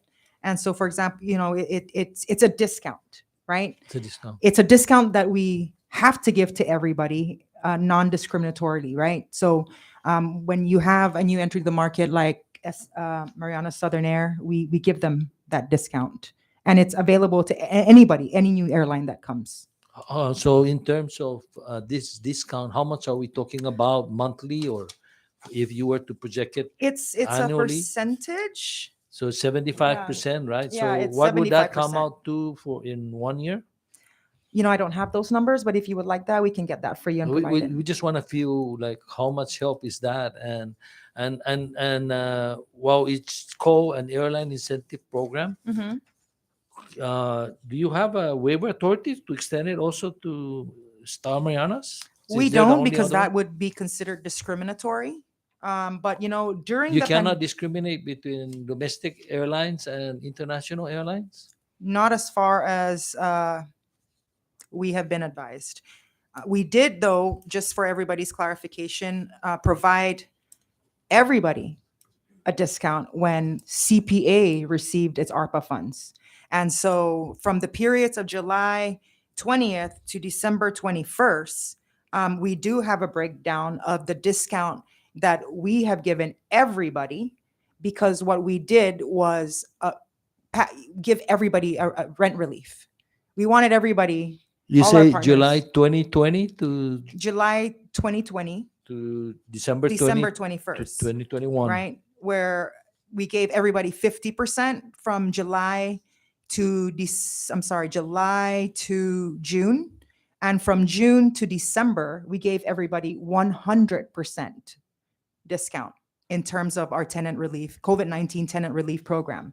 So we took whatever ARPA funds that we had and gave everybody a 50% discount initially, and then a 100% discount initially. And so from the periods of July 20th to December 21st, for example, we gave United about a 281,000 discount. We gave SMA a 346,000 discount. We gave Jeju 44,000 discount. We gave Asiana 47,000. Max, which is not represented here today, who is one of CPA's partners, tenants, 45,000. T-Way 50,000, and that amounts to 817,000, almost $1 million. Okay, so you're gonna provide the committee with those figures? I certainly No? can. Okay. I can. Back to the main question of can we discriminate between international and commuter airlines? Yeah. No, we can't. We got to treat everybody the same, right? So I'm not, what is it? I guess I'm saying that. I guess if you gave me like a specific like scenario. since we're giving the startup airline discount, why don't we give it to the only other existing commuter airline? We can certainly try to do that, but from what I understand, that would violate our grant assurance requirements. But if that's something that this body would like us to, I'm asking if that's something that we can properly do. not to our understanding of the way that the rules work.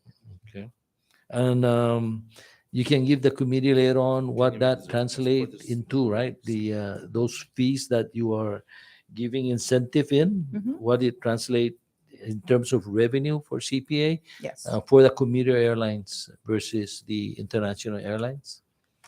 Can you clarify your ask again? Yeah, the revenue generated by CPA As a result of? From these fees that you're using to give incentive programs. Oh, okay. Specific to the break, the airline incentive. Yeah, to the breaks. Okay. What is that in terms of annual revenue? And distinct it from We can provide that to international you. versus commuter. Thank you.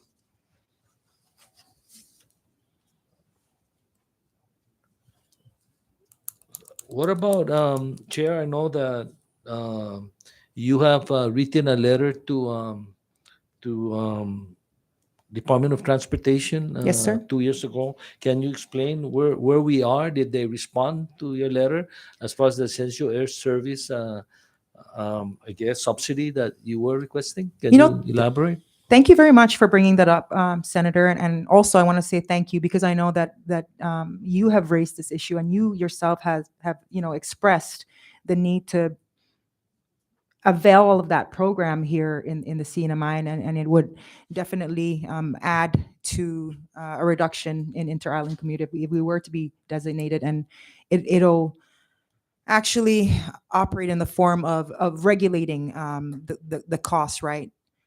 In terms of airline ticket, whoever wins that bid, if that program were to be available. So we did write a letter to the Department of Transportation, and we also did raise the issue with our U.S. delegate. And the feedback that we have gotten is that there is no authority, and that there is no authority right now to be able to designate the CNMI to be EAS, and also that there is no appetite in Congress to expand the EAS program because of the cost that goes into subsidizing the air travel. In the recent visit by the Department of Transportation, we did raise the issue, and this is an ongoing discussion that we've been having with the Department of Transportation. It's also been raised by the Department of Defense because they are, having to, I guess, having issues with budgetary constraints, given the fact that all our soldiers are coming here, and so this is we're looking at an opportunity to work together with not just with the Department of Transportation, but with the Department of Defense to be able to advocate for that designation. And perhaps it's an opportunity for this body to collaborate and to join together in further highlighting the importance and how critical that designation is in terms of assisting with the inter-island commute. So that's all I can say. We continue to raise the issue, but there has been no receive a response. letter from Department of Transportation with regards to that? We received a response from the U.S. delegate stating as such. The response from the Department of Transportation was verbal in the recent visit by members of the FAA team that recently came out. So can you maybe provide to the committee later what are your thoughts and what are the next steps and what are the challenges? Sure. We appreciate. Sure. Thank you. Madam President? Thank you, Mr. Chairman. I wanted to ask this question. I was just reading something right now and referring back to how the fee was from a certain amount of money to jumping to $84, whatever that was. So there's no federal regulation requiring any single approach to rate setting other than the methodology be applied consistently to similarly situated aeronautical users and conforms to the U.S. Department of Transportation policy rate regarding airport rates and charges. And it mentions the Federal Register number here. So my question to CPA would be, because there's no restriction on the rate setting, but the methodology has to be consistent on the application. Is there somewhere in CPA's policy of applying the rate to the users, the airlines, between 0, that's just for mathematical purposes, and 100%? Is there that window of threshold where you can't go beyond with respect to your current rate, and if you want to increase it to a certain extent, that it doesn't go flying off the ceiling uncontrolled? Because it seems like the language is very broad. Methodology has to be consistent, but there's no single approach to rate setting. So there's generally two types of rate setting, right? One is compensatory, and then the other one it starts with an R, residual. And if you look at the AUA, that was more of a residual, right? No. Oh, I'm sorry. This is, yeah. Residual reminds me of when you're selling insurance and you're making that extra money when that premium payment continues to come in. He's advising me not to comment. So some of those issues are under litigation in terms of the way we've set our rates. But the bottom line is, Senator, is we need to be self-sustainable. And the way we set our rates is to be able to allow us to continue to keep our airports open, to continue to be able to meet our debt obligations, pay our bond, pay our people, pay our utilities. Okay, I appreciate that you can't comment on the question. Yes. Thank you. I know you're going through litigation right now. Thank you. Okay. But on that, Madam Chair, can you provide us information? We want to know really the differences, right? We can write you a Between write-up. AU, I mean, the different rate methodology, right? I think that's an issue that has, from day one, been the difficulty between CPA and We'd be more than happy to provide that to you. So we can understand that. And when you set out the new methodology rate structure, did you get the airlines? Were they asked to comment or advise on those new rates? Yes. They were? Mhm. Thank you. This didn't happen overnight, Senator. The new rate methodology did not just all of a sudden was decided. I mean, it's been an ongoing discussion since I started as a board 2019. member. Yes. Senator Hafsneider? Yeah, there was a handout that was recently. What was this? And I just saw it. Can somebody explain? Those are the discounts that we've passed on to the airlines. as part of our COVID-19 tenant relief program. And so if you look at the charts, it shows you exactly how much that discount translates into dollar amounts. So from July 2020 to December 21. So these are like you actually gave to the tenants. I mean to your carriers. So we charged them, but we waived it, Okay. and we used Oh. the COVID funds Right. to pay yeah, pretty much. Okay. But also, so Chairman, as a result of the cessation of that, then you gotta. It's not sustainable to keep giving free, right? Because No, if you no, open a but- store and you just Right. hand it out free, how are you gonna keep the store open? I'm getting to that actually, Chair. So it is for those reasons that you continuously revisiting all the elements that you have under your authority to get to be able to pay your staff and the like. So, okay, Mr. Chairman, I think if I'm not out of order, the other airline is here. If we can. Oh, but I was gonna move on, but Yeah. I Oh, okay. recognize Senator Corina first. Oh, okay. I'm sorry. Yes, Okay, you're back. Thank you. Thank you, Chair. So based on this handout that we received, I noticed that there's some variances between each airline as to how much they receive. And I was wondering what, like, It's a landing weight, oh, okay, so that's what determines how much they get. right? Got it. Okay. That's it, Chair. Amongst other things, actually. But we can provide you with a breakdown of just the fees so that you get a better understanding. Yeah. President. And then this would, I guess, end my question. So question to SMA.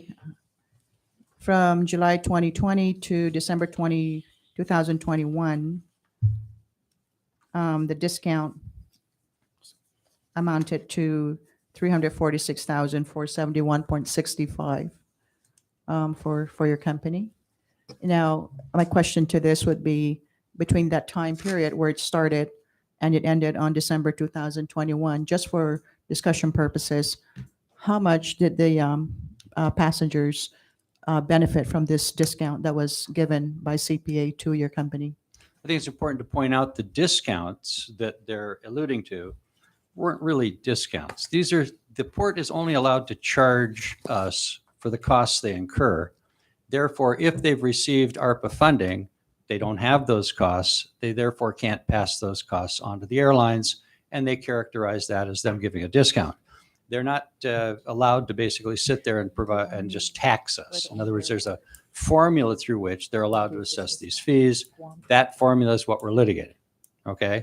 So how much? Well, it's hard to say because we still record everything on our books as it's due or not due.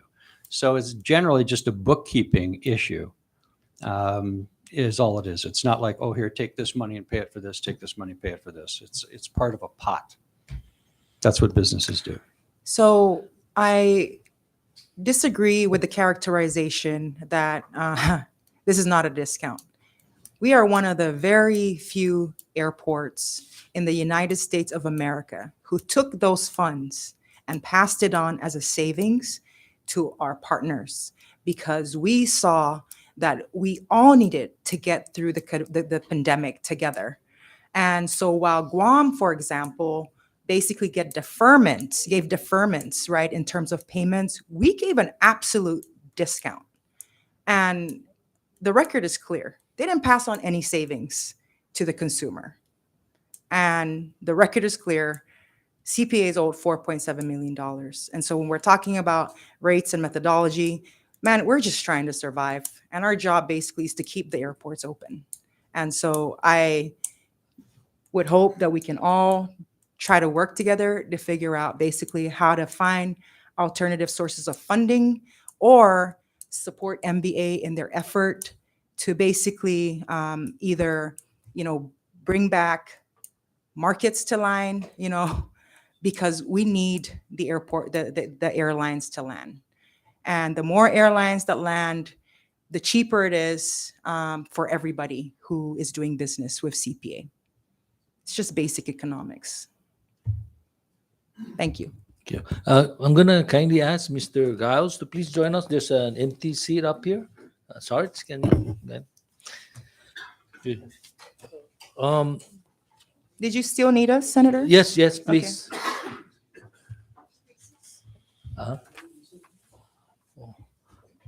Okay, so 6 minutes, 6.5 minutes recess. A quick recess. I just want to ask Mr. Gauss, do you have any comment with the discussion so far? I want to give you this opportunity on the rates and. I understand the issues, and I understand SMA's position, as well as CPA's, and I do believe there probably should be something resolved in the middle as much as possible. But I go along with the chairwoman here on how do you do that, and I think the biggest, easiest, best way to do it is to do it by bringing more tourists here, getting the economy started, and that's kind of what our focus has been from the beginning. That's why I'm here. That's why Southern got started, was to find Mariana Southern got started was to find ways to bring tourists back, and here we are. Okay, thank you. Senator, can I just add one thing? So Yeah, we have 3 source markets, right? The China, Korea, and Japan market. Yes. And right now, the China market is not online. They represent 41% of the market. So if, the policy is not to bring that market back online, we need to find an alternative source. And one of the things that I, in my capacity as chair, have brought up, because this has a direct impact to our operations. And this is kind of the crux of the discussion, right? Is what you guys are all trying to solve. What we're all trying to solve is to bring down the cost of travel for our people, especially for Tinian and Rota, who are most impacted.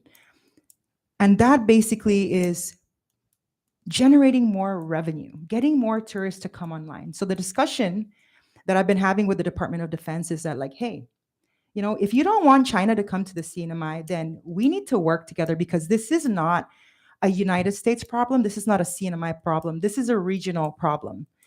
And so why can't we now reach out to our allies to include Taiwan, New Zealand, Australia as an alternative source market? And it's not as if the number that we're looking, our target is infinite.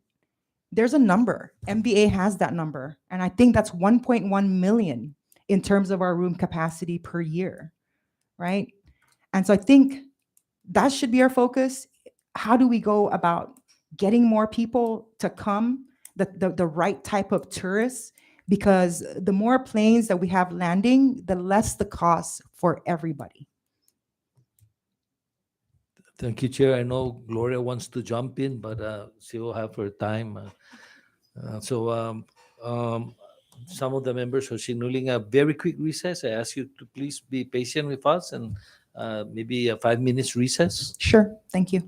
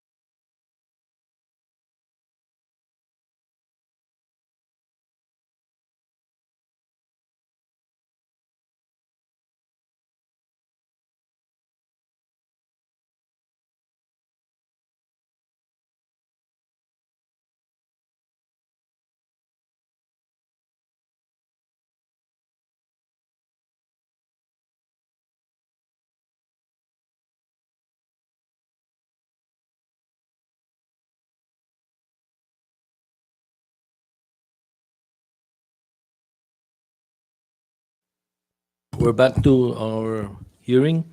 Um, at this point, in the interest of moving forward, I'm going to start with this letter that I just got a copy this morning from Southern Airways. A letter to the governor, and I just want to ask. I'm sorry to the members because this just got in this morning, and I just provided copies to the members. But can I ask in your contract, what are the invoice amount that are pending? What are we talking about that your contract have incurred already, and that you're saying the government owes you, and if you're paid, then there'll be no lapse in service. Can you explain, elaborate that? Yeah, based on the letter that you see in front of you, there's several proposals in there. That was one of them. If it paid up at least partial even was an option. Right now, the total is about $919,000 based on the invoices presented so far through, I think it was the 21st, which was the date of the cancellation of the agreement, 21st of February. So as of the cancellation, $918,000. About 919. You have justified invoices, Yes. and the government owes you. Yes. And if that's paid, you're saying that you're going to continue to operate for how many months? Or There are three options in there if people have read it yet. And this is from Stan Little from Southern Airways Express. So they are in control of the certificate and really therefore drive what our options are. And if they're not satisfied, then we can't be satisfied. okay, is CPA aware of these options? I have no idea. This was a letter to the governor. I don't know if it was passed on to anyone else. Okay, so obviously then CPA is not aware of some of the options. Are you aware of their contract, Madam Chair? I mean, from day one, are you CPA a party to this from day one? No, we are not a party to that. I was aware that there were communications or discussions with the government and MSA to be able to bring that service online, but in terms of the involvement in whatever agreement that the government has entered into with MSA, we don't have anything to do with that. So, but you agreed to giving them a new airline incentive, right? So that They had to apply. So they applied for the airline incentive program, just like any other carrier. after the agreement, Yes. after the agreement with the governor. Yes, sir. Okay, who initiated this agreement? Secretary of Finance or the governor, or you're saying it's not CPA? No, CPA did not. No, that was not. So it was the governor himself, It was or the previous administration. I personally wasn't part of any who conversation. who was meeting with you guys talking the The detail? request, I believe, came through Keith Stewart. Keith Stewart. Yeah, through the governor, I believe. Okay, When Star shut down. So who in the CNMI government came and sat down with Star Marianas to make a deal, a contract? Mariana Southern. I'm sorry? With Mariana Southern, just to make sure they're happy. Yeah, you said Star Mariana. Oh, no, I'm saying who sat down with Marianas Southern? Yeah. Who in the administration or in the CNMI Well- government? We want to know who actually Right. worked this deal, contract The out. primary contact was the Department of Finance, and that was through Department of Secretary Adeleg. And Secretary Atalik was the one that. Yeah, there worked was, this out. the primary contact, Okay. yes. And it was your understanding that the funding was set aside, the $8 million? That was our understanding, yes. Okay. And it's not that we expected to receive $8 million in lump sum or anything. It was a performance contract, so Okay. it was not. So I know you mentioned several options.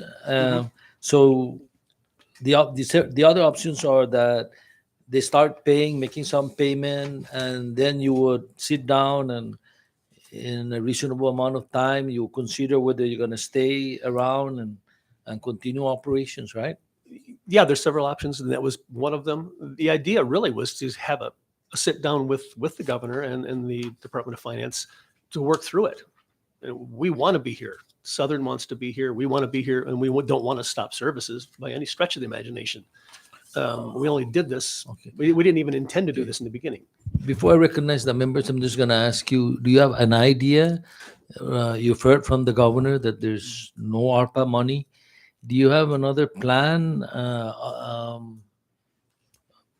I know that you're saying here that if they make partial payment, you're willing to sit down further. So what is that further? What kind of discussion do you foresee or do you anticipate bringing to the table? What are other options that this government can do other than ARPA? Well, the conversations that I've had internally with our people was that these were our options for now, but not something that we want to offer and go beyond, only because we're bidding against ourselves. Until we can sit down and have a conversation. That's pretty much all I could say beyond this. We would like to sit down, have additional conversations.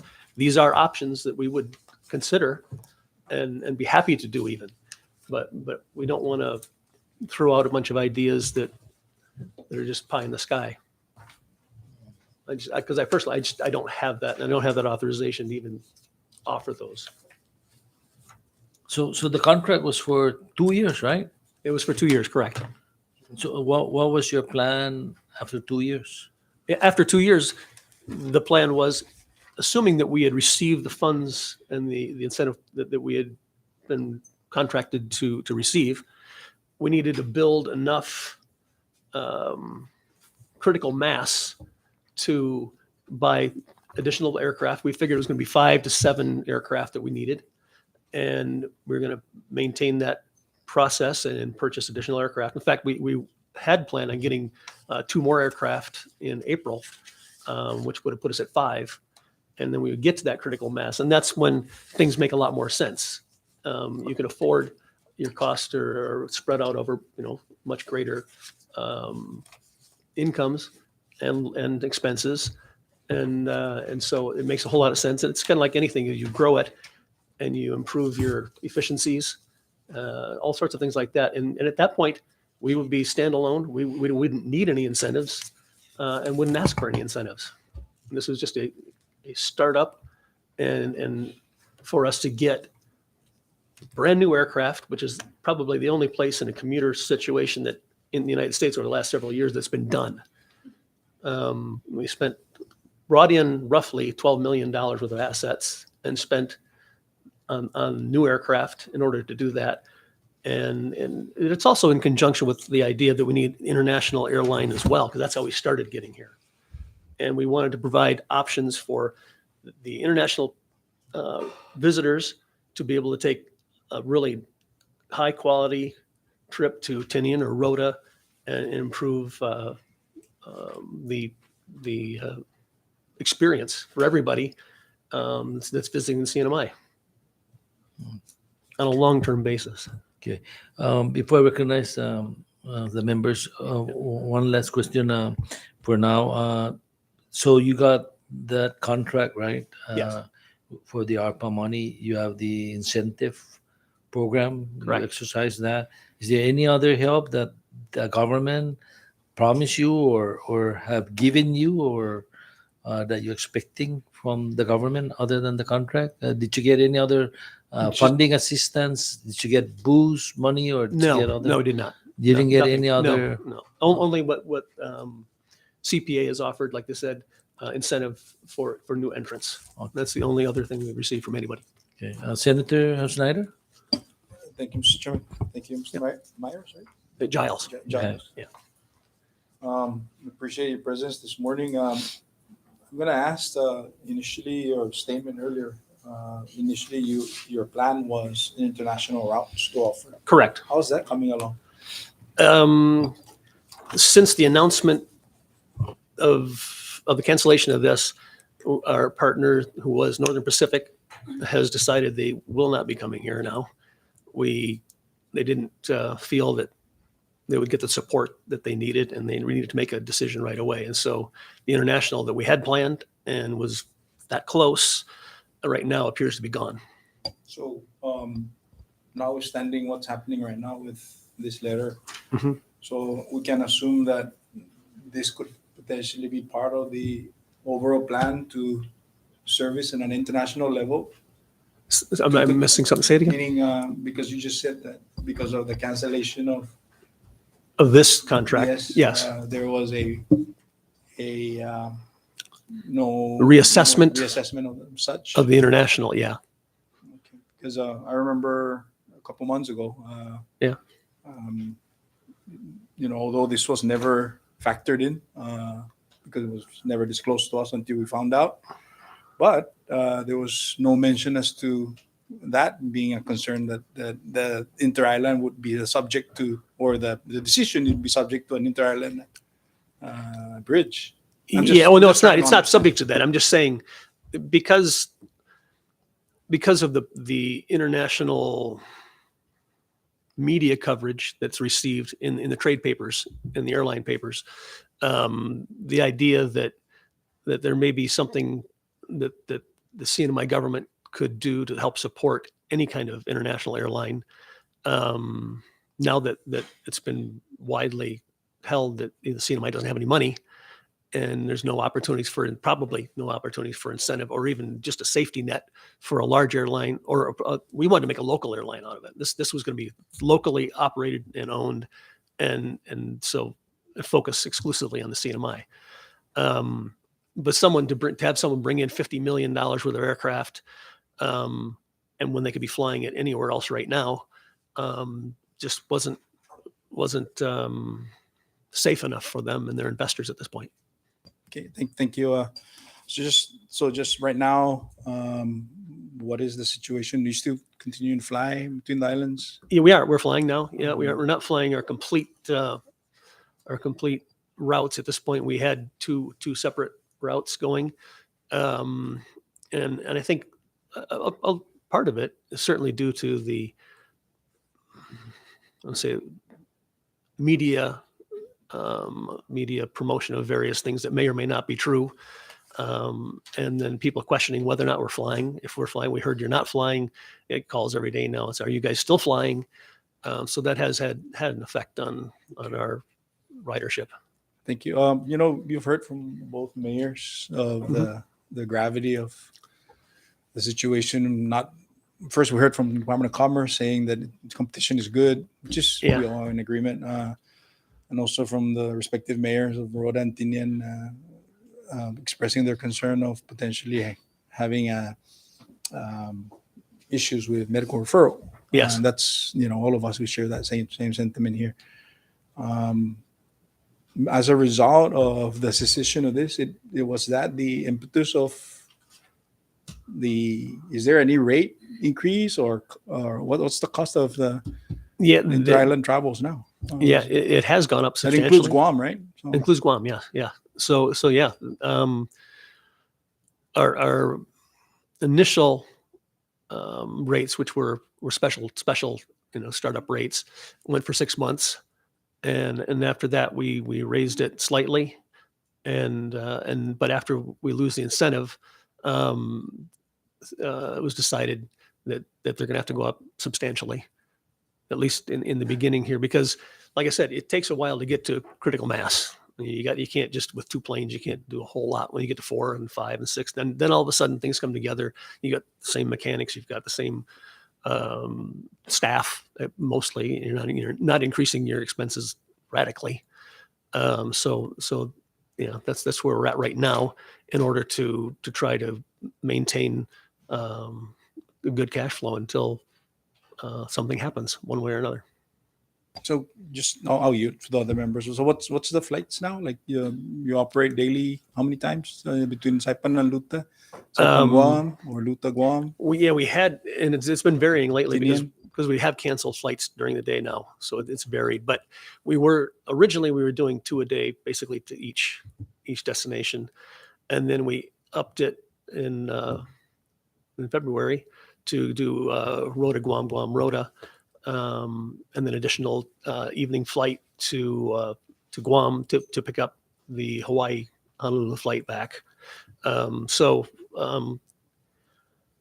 Right now I should know right off the top of my head, but it's It's probably, it's 2, 3, it's three to Guam from Saipan, 2 to Rota, and then 2 Rota Guam Rotas, and a couple of Tinians. Do you, about the load factor, do you guys book up? How many? It's like 6, 7, 8 passengers. It's a 9-passenger plane, but we're booked covering stopping it at 8. So is it always full? I mean, Up until pretty much up until end of January it was, and it was even through the first part of February was good, but as soon as the cancellation hit, people took that cancellations, meaning we're stopped. A lot of people did, which really was a negative effect on what we were doing. So it has dropped substantially. And like, unfortunately, we had just added the 2 lines. So we finally had received, we had all the captains we needed, all the pilots, co-pilots we needed, and additional aircraft. And so we are really ready to take the next jump, get a couple more aircraft in April, and again, add at that point. But, since this has happened, those are all those plans are on hold. all right. Thank you so much. Mr. Chairman, I'll yield my time for now. So.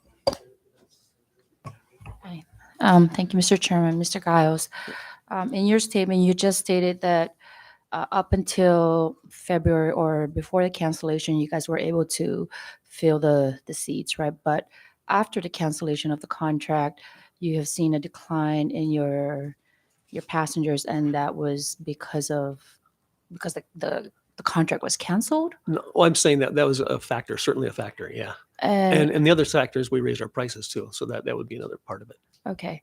I guess what I'm trying to tie in is whether there was an adverse effect on the cancellation of the contract by the government, and whether or not, because I believe that when the chairman had called MSA in for a discussion with Department of Finance and ourselves, I believe Mariana Southern Air came out and said that if the $800,000 was not paid, that they were going to suspend That's the true. service right within that weekend.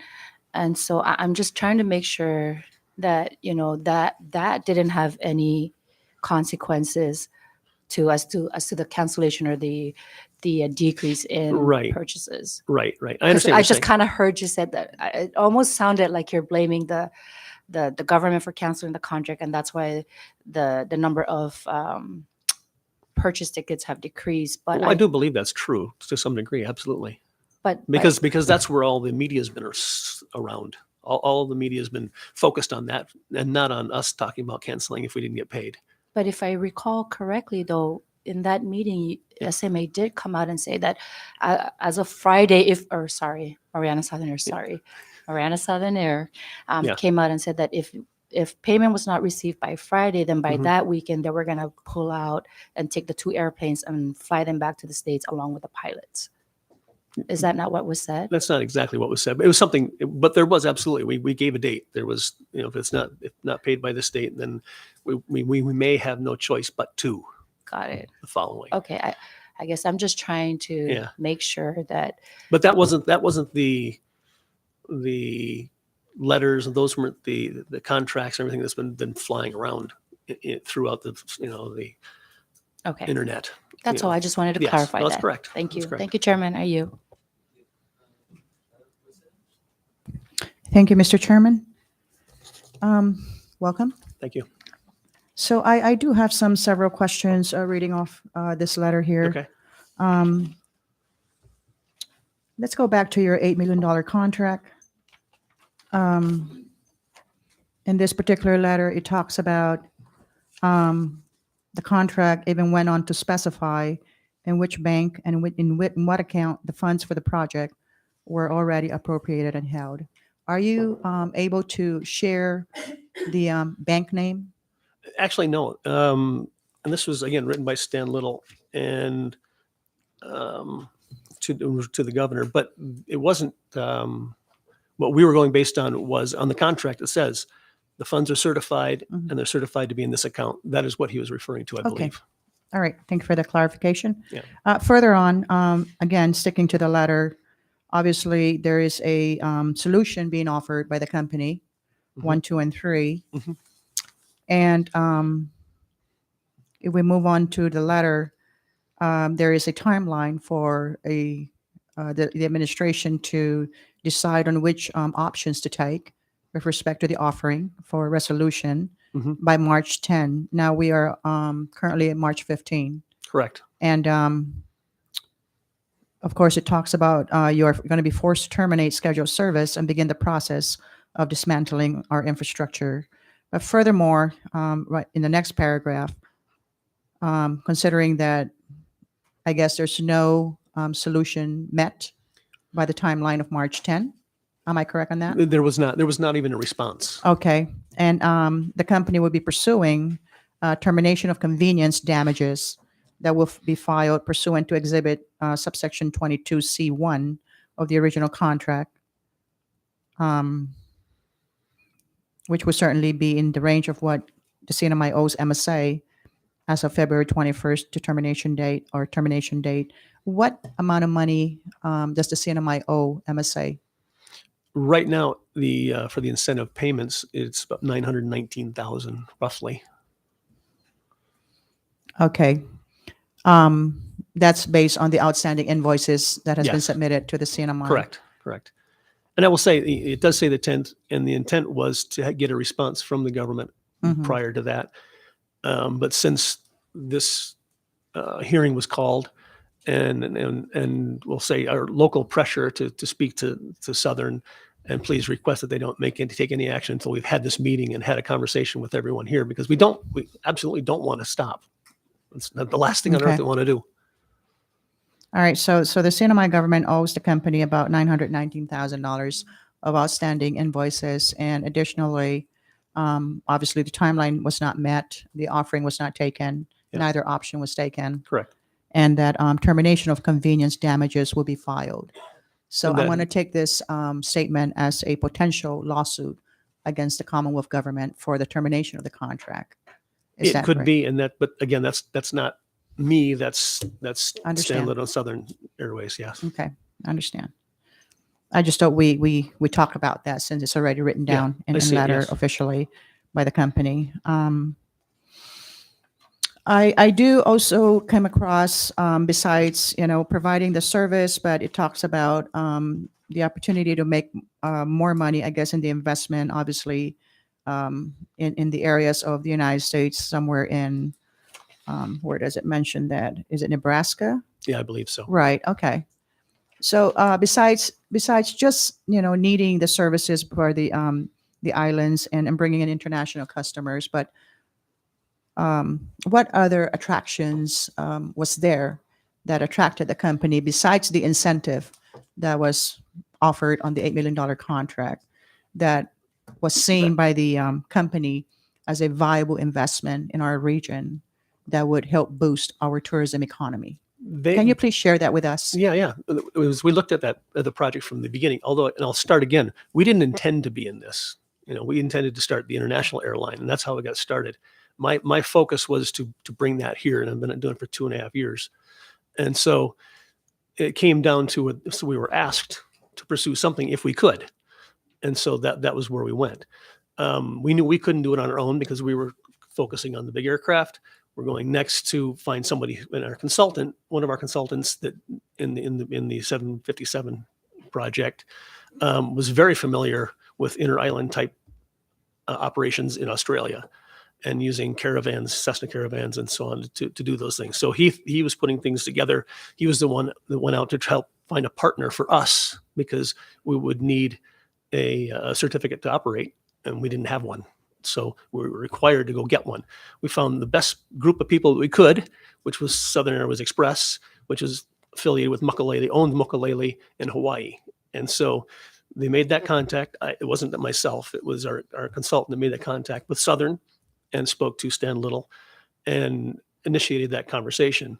And throughout that conversation, there was an urgency because there was very little opportunity to fly here at that point in time in December 2021.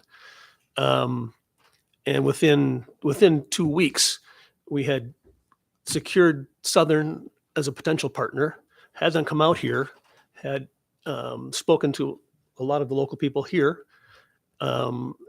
in various presentations. And then we looked at it from the perspective of long-term. At first, it was just going to be something to fill the gap, a temporary thing. In fact, that was our proposal was to them. Can we get something here temporarily to just fill the gap while they need it? And they said, well, we don't really want to come out here just to fill the gap. If we're going to come out there, we want to come out there and continue forever. And that was the plan. And so that's when the whole thing got bigger, and we decided we were going to work harder at it. We even had an aircraft leave without any agreements between anybody. We worked with Southern to get an aircraft ferried from Hawaii or from Los Angeles to Hawaii for the first week of January. So we had put all this together without any agreements of any kind for anything, just to help out. And that's how it started. And then once they came out here, we went to Guam and they talked to the Guam airport. We came here, we talked to CPA, and tried to figure out what it was going to take to really do it right. Star was flying again. It wasn't as critical to be done right immediately. So we took a few more extra weeks to try to find the right, people, the right aircraft, all the rest of it. And then it took a little bit longer. We made a proposal to the government in a booklet that was a proposal on February 16th. And that was, you were talking about, they had other opportunities, and they have numerous opportunities because this is what they do. They do small towns, small islands. That's what they've done. And they do generally have like EAS contracts. So they're familiar with how all those things work. That was not available here, as was discussed earlier. And so, but that was it. That was, they saw the opportunity that, yes, we need it, but they couldn't even get a charter from Guam to here to come visit us by charter. Didn't exist at the time. So let me ask the question. Obviously, we lost the China market. The last general membership meeting for MVA that I attended at PIC, about more than 200,000 tourists are Chinese tourists. So that slice of the pie is totally gone. And before the contract termination, the conversation that was ongoing in the community was to attract Australian visitors to the Commonwealth market. Correct. And my question is,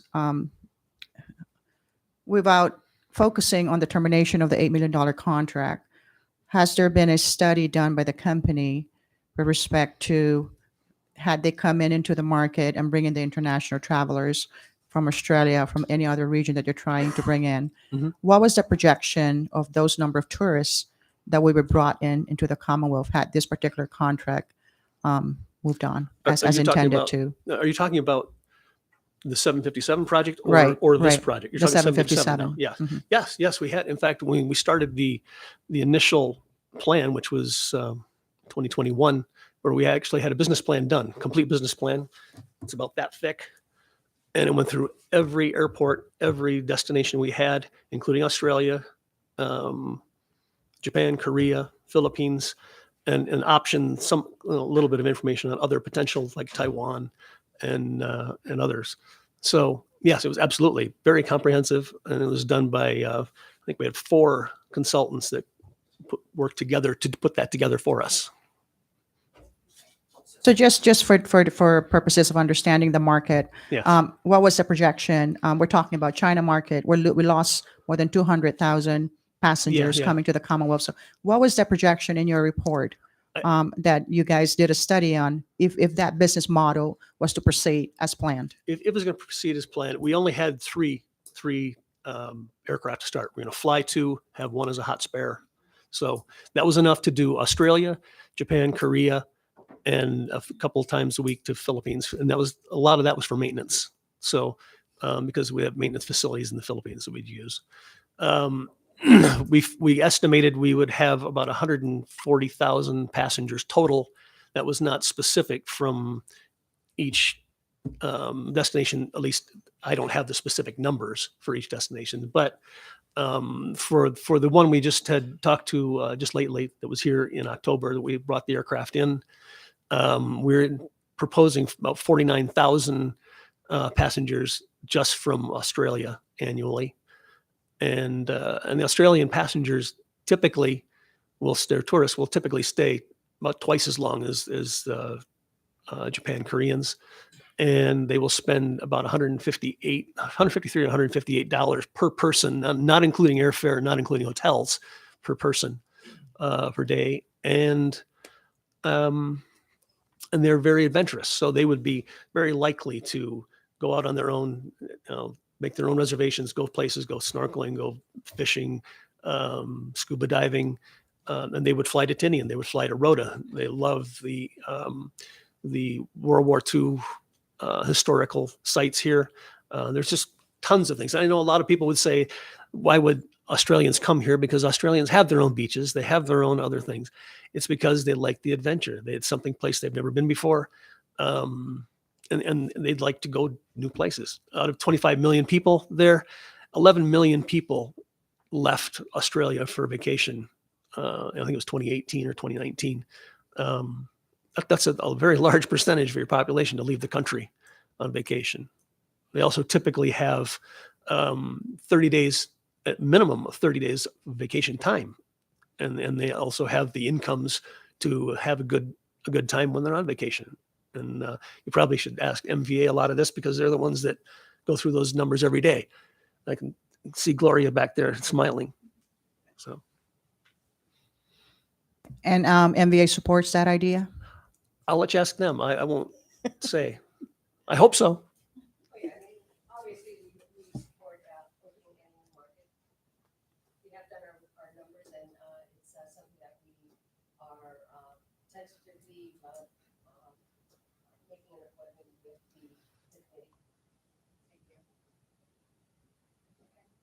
I yield for now, Mr. Chairman. So I understand in previous conversation, MBA will be sitting down with our chair on economic development to discuss this international travel issue.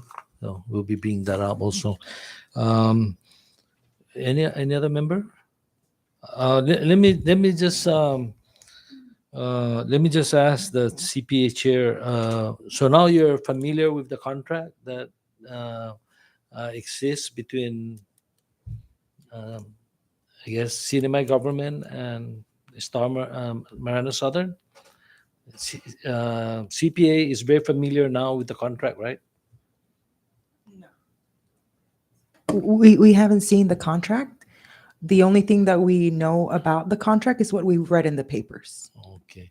So I guess the question is in CPA supposed to be involved in this matter also as the independent agency in our government overseeing, I guess, airport operation and I know that you're going hand in hand with MVA, but who's supposed to be in charge? I'm just concerned because in discussion with MVA also when we were talking about the trip program, I asked who's doing the numbers, going through the numbers. It might be one of the board member or one of I guess business community member, but it seems like no one's cranking the numbers out to make sure that our government is being, their interest is being addressed, right? Also, so I'm just concerned. So, like, wouldn't this be a matter that CPA want to look into and address? The rates issue as well as SMA. I guess the legislatures want to know how we go about this. I know the governor's role, I guess, is you're writing a letter, pay us, and there's no money. So, but then that's why we come in to hear, solutions or ideas. And I just want to know who do we work with to address that. And so, is this something that you cannot look, Madam Chair, and review it in the interest of our people and come up with an evaluation or ideas? So as far as CPA is concerned, we welcome new entries to the market. And this is why we have an airline incentive program, which they have availed of. But in terms of negotiating contracts or agreements directly with a carrier, if it does not relate to their footprint at the airport, meaning a lease agreement like space, right? And those types of things, we cannot get involved in discussions of subsidies, because then we'd be discriminating against other carriers. If we get involved in advocating to get them subsidized, I have to advocate for SMA as well. I have to advocate for all the airlines who are doing business with the airport. And that's pursuant to, the FAA policy that we treat everybody the same. And so this is why, to the extent that CPA can provide a subsidy, we have this airline incentive program that, first of all, has to be approved by the FAA to ensure that it's non-discriminatory, and so that everybody's given a fair opportunity to be able to avail of a specific program. Okay, but so who in our government, because this contract and it's of no fault to Marianas Southern, right? Mhm. Or Southern Airways, it's of none of their fault. They're just a business coming in and being asked to provide service. But yet our government is the one that's coming in and offering left to right, incentive. Mhm. So, one of the things that, I can understand is that this is a sole source, right? Mhm. And it's none of their fault. It's our government who advises the governor or secretary of finance that, this sole source is not to be put on the table. It should be RFP or bid out or some other method or some other incentive program, right? That would be the job of the attorney general, sir, not. So We don't give them legal advice as to what they should or should not do. Okay, so We're bounded by FAA rules and regulations, and the FAA has been very clear. You can't get involved in that conversation. As a matter of fact, I think in the initial discussions, it wasn't just MSA that was interested in starting service, Mhm. right? Also, MAC, Micronesian Air Cargo Service, was Right. looking at starting that new pipeline between the islands.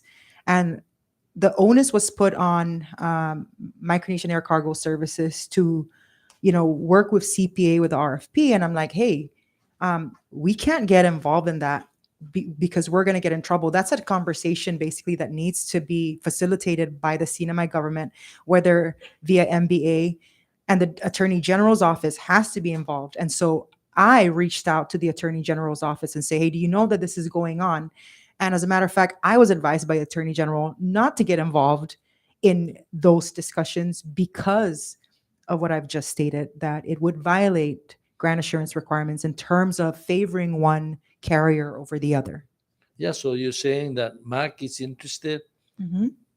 I'm sure Star Marianas could have been asked also if they're interested Mhm. to reopen back, or all the other airlines put it Mhm. out to the world that there's this program. So I guess what you're saying is CPA was asked and was told that you're not supposed to get involved. Is that Yes, yes. So we were asked, right, initially when this conversation was happening with Micronesian Air Cargo Service. Because I don't know if you remember when they provided that service, right? As a matter of fact, they haven't even gotten paid the full amount for that service that they had provided. But that opportunity was put out there, and they were asked by the government. By the way, we should have extended that for 5 years because you can get on the plane for free. Well, so what? Just Yeah, kidding. right. That But would have yeah. been very nice. But and so when they had reached out to CPA, I was like, listen, you're asking. Let me clarify, because this is our position with regards to how the rules apply to us. Let me reach out to the AG's office, and I was specifically told this is not a CPA function, and it would be a violation of your authority or the rules if you were to get engaged in these discussions. This is a matter that is best addressed by the CNMI government and MBA. And actually, that has been the way it has been working. So if you remember, when the government engaged with the similar type of service with Skymark, that was done through the government and MVA. That had nothing to do with CPA. All we do, Senator, is, hey, come on down. We need those payments. We want to collect those monies so that we can continue operating. But we can't, be the one putting out the RFP. but you're the ones dealing, for example, with Star Marianas Air, and the reason why the governor was looking for air service is because there's an issue with Star Marianas, right? Mhm. And the government, before going out, should have sat down with Star Marianas and say, we have 2 million here we can give you, and can you start up tomorrow, something like that, rather than starting on a whole new venture. And this is none of their wrongdoing. They were asked to come in, but you would think that the government, with our challenge with the revenues, would have knocked on the door of the present airline and say, we're fighting on the fees. We'll just waive the 4 million fees, and you don't even have to use your ARPA money, right? So I don't That know if you ARPA recall, Senator. I'm not saying that's Sure. what we should have done, but Yeah. I'm just saying if this was my government, right, Mhm. and I'm in charge of the money, I would say, oh, I don't have the 4 million anyway that they owe me, Mhm. and I have this 8 million in ARPA. I'll just say, come and run, and we'll agree to your rates for 5 years, and you could have used the 8 million somewhere, right? And so I'm just saying, maybe that's not as simple as that, but I'm just saying, who in our government took the time to evaluate the alternatives?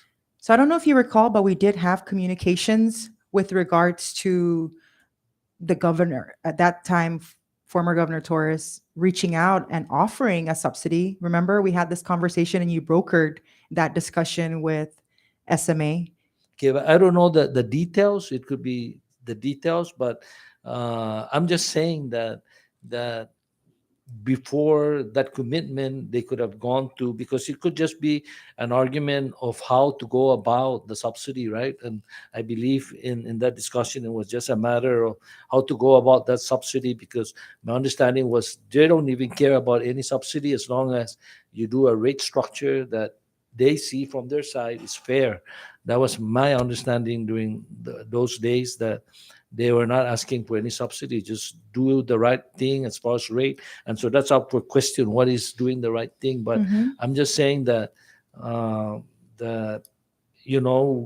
in this big problem now, where we get this good company to come in here, we promise them everything, and then Southern Air,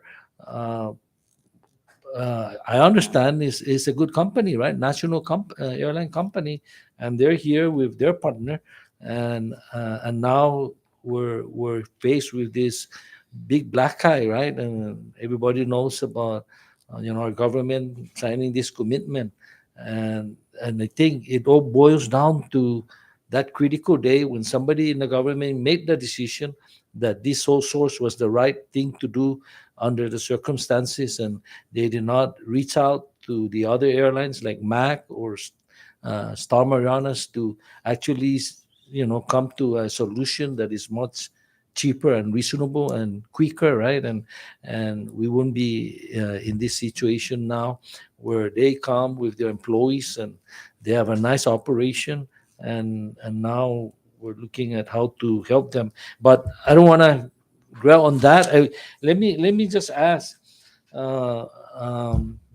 Giles, have you looked at CDA for a loan, or some other ways that the government? Do you have an idea? Like, I don't know, how much do you pay in gross receipt taxes? Do airlines pay gross receipt taxes? In this particular case, no. What taxes do you pay to our CNMI general fund?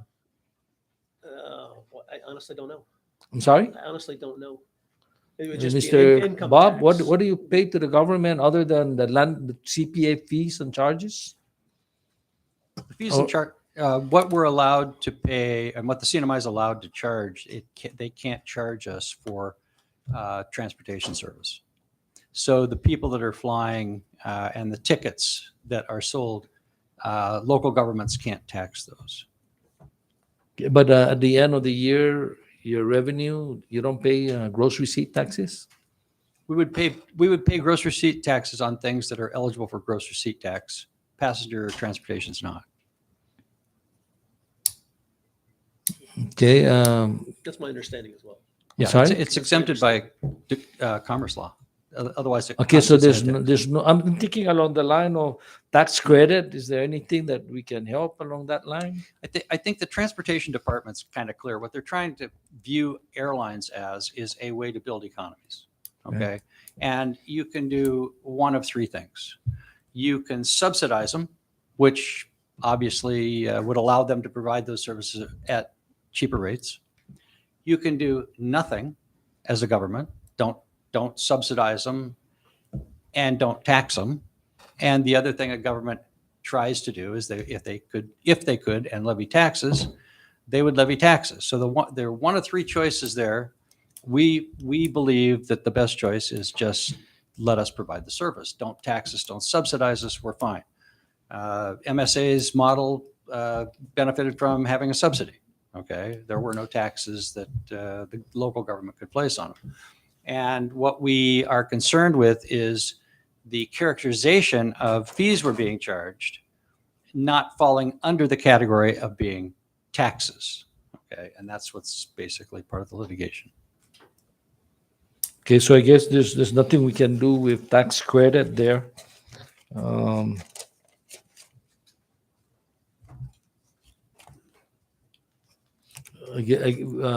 Anything with CDA or? We've been to CDA numerous times for the 757 operation, but we hadn't talked to them specifically about this. So, Madam Chair, there's nothing CPA can do to offer to the committee maybe ideas with regards to Mariana Southern or the issues that we spoke today as far as recommendation on. So we are actually pursuing other programs like the small airports, small community air service development program, and we have submitted an application on that. But that requires a local match, right, by the government commitment, and so and it also needs community support in terms of just our application. So we did apply. And we did hear back, and we did not qualify for that under that program. But we are going to submit another application. The concern basically is, as part of that program, we need to have a local match from the CNMI government. And so now we're back to the main point of, I think, today's discussion, right? Which is money. Where are we going to get this money? But what kind of program is this? For subsidy to the passengers as far as the fare, or is it for what is the small commuter air service program? I'm going to yield the floor to Joe here, who actually worked on our application, and he could best explain that to the committee. Joe, can you do that, please? Hello. Hi, my name is Joe Hallahan. I'm the staff attorney at CPA. The question was about the Small Community Air Service Development Program. What it is, it's a program sponsored by DOT. What happens is it's for communities. It's not just for the airport, but for the community as a whole. So the whole idea behind it is that CPA with business partners and the central government, we all, write statements of support to submit with this grant application, and that would really strengthen our application. What the program can do for us is revenue guarantees for the airlines. You can also use the funds for marketing the CNMI in different destinations. And so that's basically the whole idea. What range are you looking at? $1 million, 5 million? What kind of grant are we potentially capable of getting? Right. So I actually our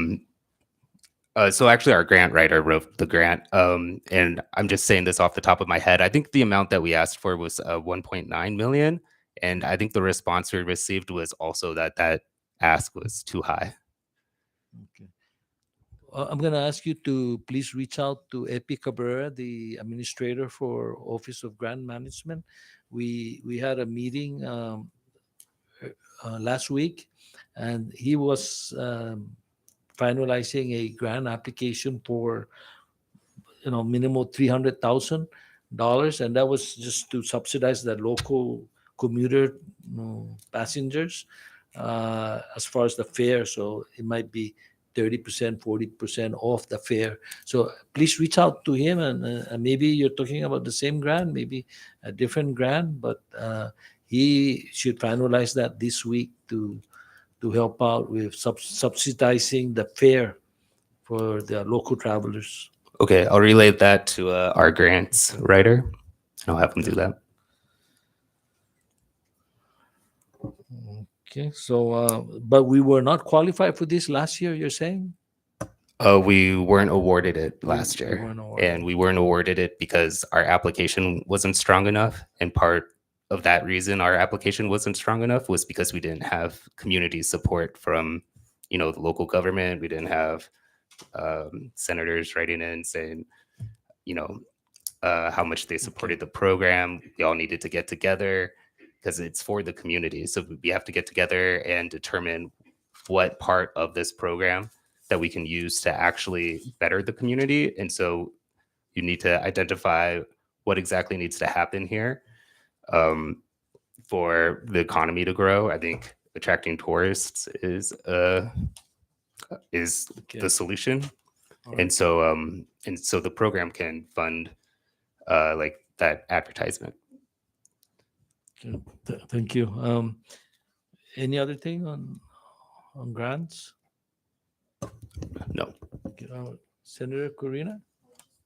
Just real quick, can you just expand a little bit on the revenue guarantees for the airlines under that grant? Like, is it to help subsidize the airfare or? Yeah. So I think what happens is they put in like a minimum amount of revenue that they're expecting to get, and then if they don't meet it, then under the program they push them up to what they were expecting. Yeah. Okay, thank you for that clarification. I yield. Now, Senator Cruz. Thank you. In regards to that subsidy you're talking about, that it requires matching fund for that application. Are you talking about CPF to match that, or you need the central government to assist in the matching? I think really the ask would be support from the central government. I'm not entirely familiar with the local match portion of it, so we'd have to refer to the person that actually wrote the grant and worked on the grant. I'm just privy to why we weren't awarded the grant. So you're not really sure whether they need from the central. I can understand that it was mentioned earlier that CPA wants to be sustainable on their collection costs to continue to run the operation at the airport. And if that should be the case for matching, I think the central government should assist on that. I agree. And with the situation right now, I don't know how we can be able to do that. So just to mention that I don't, just to clarify whether CPS the entity that should have the matching to be qualified on that. Yeah, so actually, I think that the grant doesn't necessarily have to be submitted by the airport operator, and maybe it actually shouldn't be submitted by the airport operator if, if we're going to use the grant to address things like advertising in Korea or in different destinations, then obviously like MVA should be involved. And so really it seems like it's like an interagency collaboration to actually get this grant. And so perhaps, I don't know, maybe the Department of Finance, MVA, should head it. Thank you. And Mr. Chairman, and I believe that everyone should be deeply involved in trying to find solution to assist the CNMI, especially the resident in regards to subsidies in fares. So again, thank you. Okay, thank you, Senator. Speaking of grants, Madam Chair, Are we okay with FAA's concern of their April 21, 22 letters? Their remedies for non-compliance, are we on safe ground? Can you please Yes, we elaborate? are. We have been working actually vigorously to address some of the findings that go all the way back to 2008. We have implemented SOPs, done numerous trainings, and we have been in weekly check-ins with the FAA Compliance Division. And so as a result of that, we've also recently hired an internal auditor that regularly monitors and audits on a monthly basis to ensure that these SOPs are being followed and that we will not see repeat findings. Last week, we had the assistant ADO come out to discuss the audits and the progress. And as you all have seen in the media, because we did share the fact that the FAA did accept our corrective action plan, and we are on track to be able to get a clean audit. I don't think that we expect a 100% clean audit this fiscal year because we implemented the corrective measures mid-auditing year, which means that we don't know if it's going to be a clean audit because of the way that they do sampling. But we're also in communications with them, providing them with monthly updates showing that despite the fact that the difference basically between when we implemented these corrective action in comparison to what was happening before then. So our grants are no longer on hold. And so, for example, you saw in the paper that we were recently awarded a very competitive grant under the ATP, which gave us $1.9 million to finally address the issue of that commuter access road.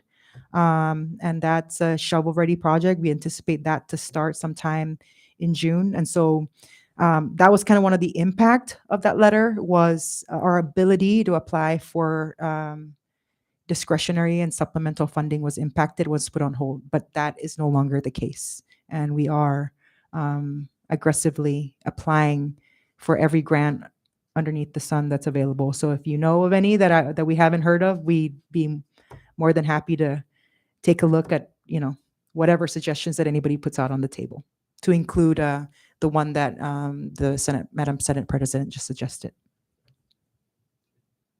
So I know that we're focusing on these concerns, but moving forward, CPA is structured so that we don't have these issues again being raised. By Absolutely. Senator, we're at the point, this is no longer 2008, you know what I mean, in terms of the way we do business as CPA.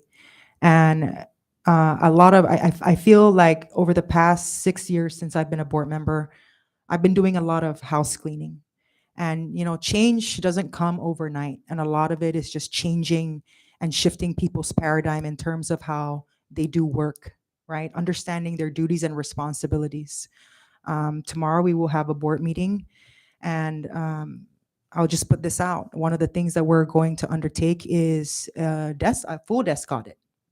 But not only are we going to perform a desk audit, we are going to do a performance audit that's going to be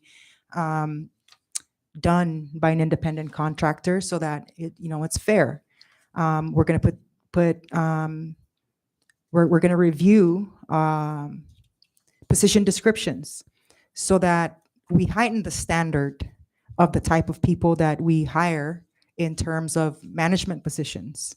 The world has changed drastically. People need to be able to be on top of policies, regulations, but not only being on top of policies and regulations, they need to be able to look at that and see how they can effectively implement some of those policies and regulations in the everyday operations of the ports. And so these are things that we're undertaking in terms of the audit, as you've stated. There are measures that are in place basically where, if you continue as an employee to violate these policies and procedures, and you just don't get it. Well, you're going to go through a counseling period as required by due process. But, if you can't keep up with the program, then I'm sorry, you have to go. And that's just the way we're going to roll these days. And so I'm confident in the measures that we've put in place. And, we all have to walk the talk. Okay. Thank you, Madam Chair, for those. And I just want to get back to the grant issue. Mhm. How much is CPA getting from the bipartisan infrastructure law? Okay, so for the bill, it's a formulaic award where we are getting $6 million over the course of 5 years. And so that's about $30 million that we're getting in just the bill. Okay. So part of that will be used for the commuter terminal? No, so actually we are funding the commuter terminal with our insurance, Typhoon U2 insurance proceeds. And that's what we're using to build the I commuter understand terminal. That's $3 million, and I was reading somewhere an estimate of $9 million to reconstruct that. So yes, initially the estimate when they were doing the assessment after with the insurance and the adjusters coming in, they estimated that project to be $3 million. But then obviously the pandemic hit, and then inflation, cost of goods and services went up, and so now that project is costing $9 million. Okay. And there is a contract with a contractor already? Yes, we've broken ground on that project. Yes, but there's no construction activity yet. When is the notice to proceed supposed to take into effect? So one of the issues with that is that with the permitting zoning, and we're trying to get our zoning permit, or the contractor is, and so we're trying to expedite that, and we have communicated that the urgent need to kind of to expedite the issuance of that, right? I mean, we're an airport, so I think in terms of just that discussion, there needs to be some clarity, and there's some misunderstanding, but that's something that we're working on. Oh, but just for clarification, there's a contract signed already for the Yes, sir. reconstruction? Yes, sir. Okay. And when is the estimated time of completion? Do you know? 2025. 2025. 25. Okay. 25. Excuse me, Mr. Chairman. Mark? Yeah. Sorry. Mr. Christian and I both have some other commitments. May we be excused from this? Yes. Would you like to make any other comments before you leave at this time? Or thank you very much for your presence, and we'll be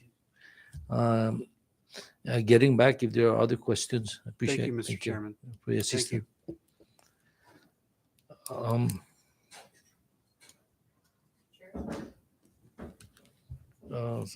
Madam President. Can I ask the question? I'm not sure if Commerce is still here. Maybe this is just one of those data collection. And, I'm often curious about when we have an infusion of capital into projects for the Commonwealth to include the airport. I'm always wondering what is the total number of jobs creation? What is the multiplier effect of the infusion of capital for all of these major projects that are happening in the Commonwealth? So I'm not sure if Commerce left, but hopefully we could get some kind of info on that, Mr. Chairman, on that particular question. I think it's important for the Commonwealth to get those kind of information so that we know if the job market is growing as we infuse all of these monies for infrastructure development, including the airport facility. My next question is on the peer review of regional airports. Can you tell us where is the CNMI ranking? And the reason why I'm asking that question is because oftentimes too, when investors are looking from the outside in, they want to look at the entire, in totality, the infrastructure facilities of the state itself, the destination itself, and whether their capital infusion is something that is worthy of investment.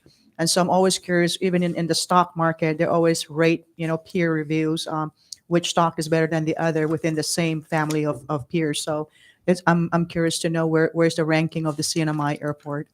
That's a its good peers. question. And frankly, I'll be honest, I don't think we've ever been engaged in any type of peer review. But we do have a TUSCM coming up, and I think that would be a good question to raise and to get that answer. Yeah, I'm sorry, Aerodome.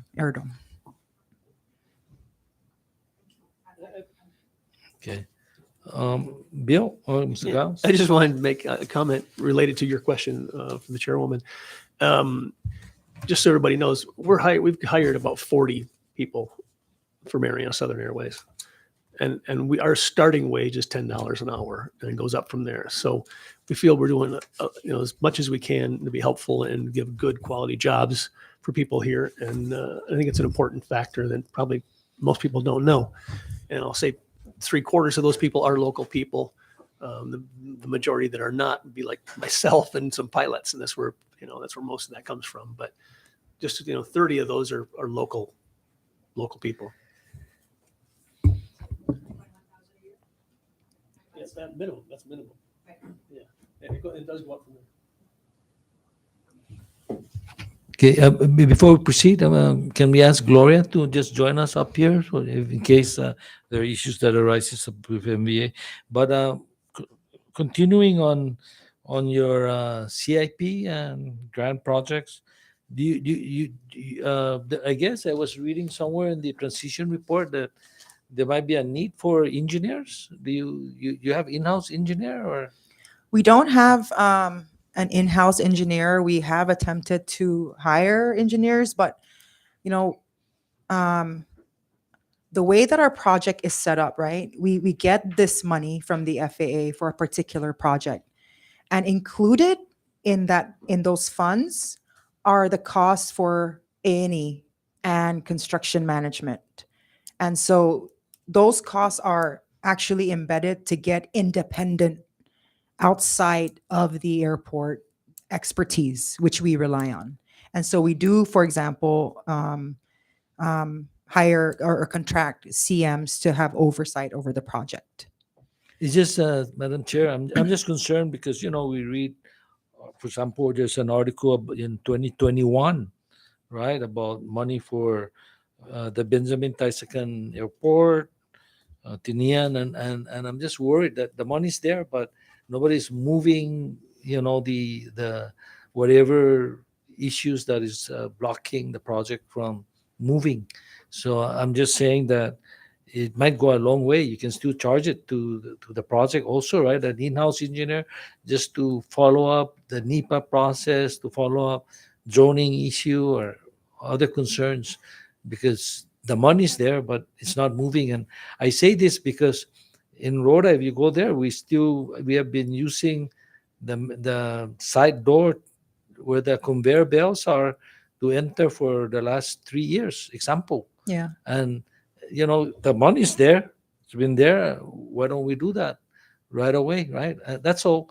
And some of this money can be used even for temporary solution, like when you arrive on Saipan, you use the toilet, right? It's outhouse there right on the sidewalk, very open to the public.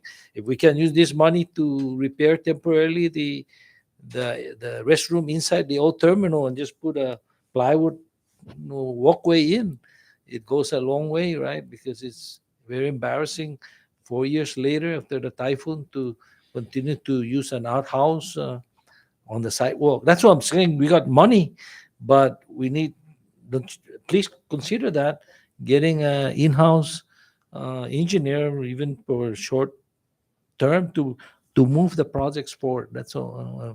Because there's this money that's available, and then there's more money coming in. Can I right? ask which specific pot of money you're speaking of? Oh, for example, this is in December of 2021. They say there's money for Tinian International Airport, 1.026. There's Benjamin Taisakan Manglonia, 1 million. Francisco Ara, 3.8. And this was in the paper. Oh, so I think what you're speaking to are the fundings that we've received from CRISA, ARPA, and the CARES Act, that which were directly allocated to those Maybe, sports. yeah, those ones, yes. Those funds are actually During during this the is- pandemic. Uh-huh. So if you're talking about 2021 2020, 2021. The first pot of money that we received was the CARES Act that covered all the air, but under those fundings, there was specific amounts allocated for Tinian and Rota. But those funds are actually for operations, and it's what we've been using to cover the cost of operations Oh, so with the those- closure of the the tourism industry. Okay.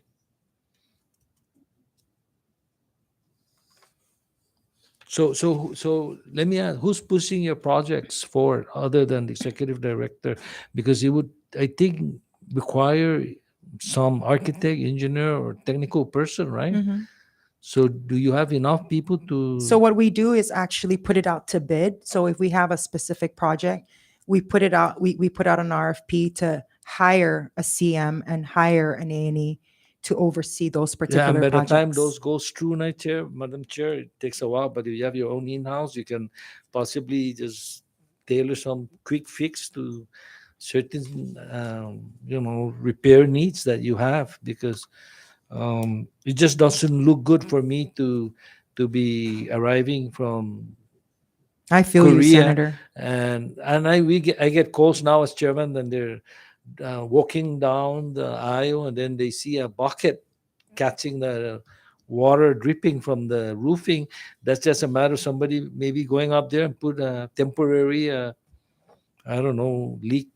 So actually, that's repair. not a leak. It has an issue. It's an It's issue not a that's leak? direct. No, it's not a leak. It's not from, because we have replaced the roof, but it's an issue with the air condition, right? Oh, so that's And so that's like a major overall, again, because that facility is incredibly old, and you have ductings that Okay, so- overcompensate but and our collect. passengers are saying it's a leak, and they see like several buckets along the way, and it's just very embarrassing.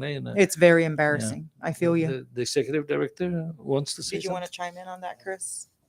Sure. So speaking about engineering, so actually we're in the process of doing a draft RFP for an OAE, which is owner's agent engineer. So once we have this on board, this company or this company will take care of all projects for both Air and Sea, Saipan, Rota, and Tinian, and not only to oversee the project, but also to find funding for the project if needed. Basically, to push the project, right? Yes. Okay. So we're in the final stage of doing the draft. Once That's we're good, done with the that's good. draft, we're going to put it out for an RFP. Okay, so you're gonna get somebody that's like an in-house person, right? Not basically in-house, but it's I mean, like working closely. Yes. During the day, right? Yes. Day to Us day. telling them what to do. All right. Yeah. Thank you. And this one, may I ask, is our board of director from Rota still a member, or? He is, as a matter of fact, he just called to update us. He's undergoing treatment right now, and he's going through rehab, and he hopes he has a couple more checkups that he needs to. Okay, but I Figure understand out. he's been gone for about a year, or Has it been a year?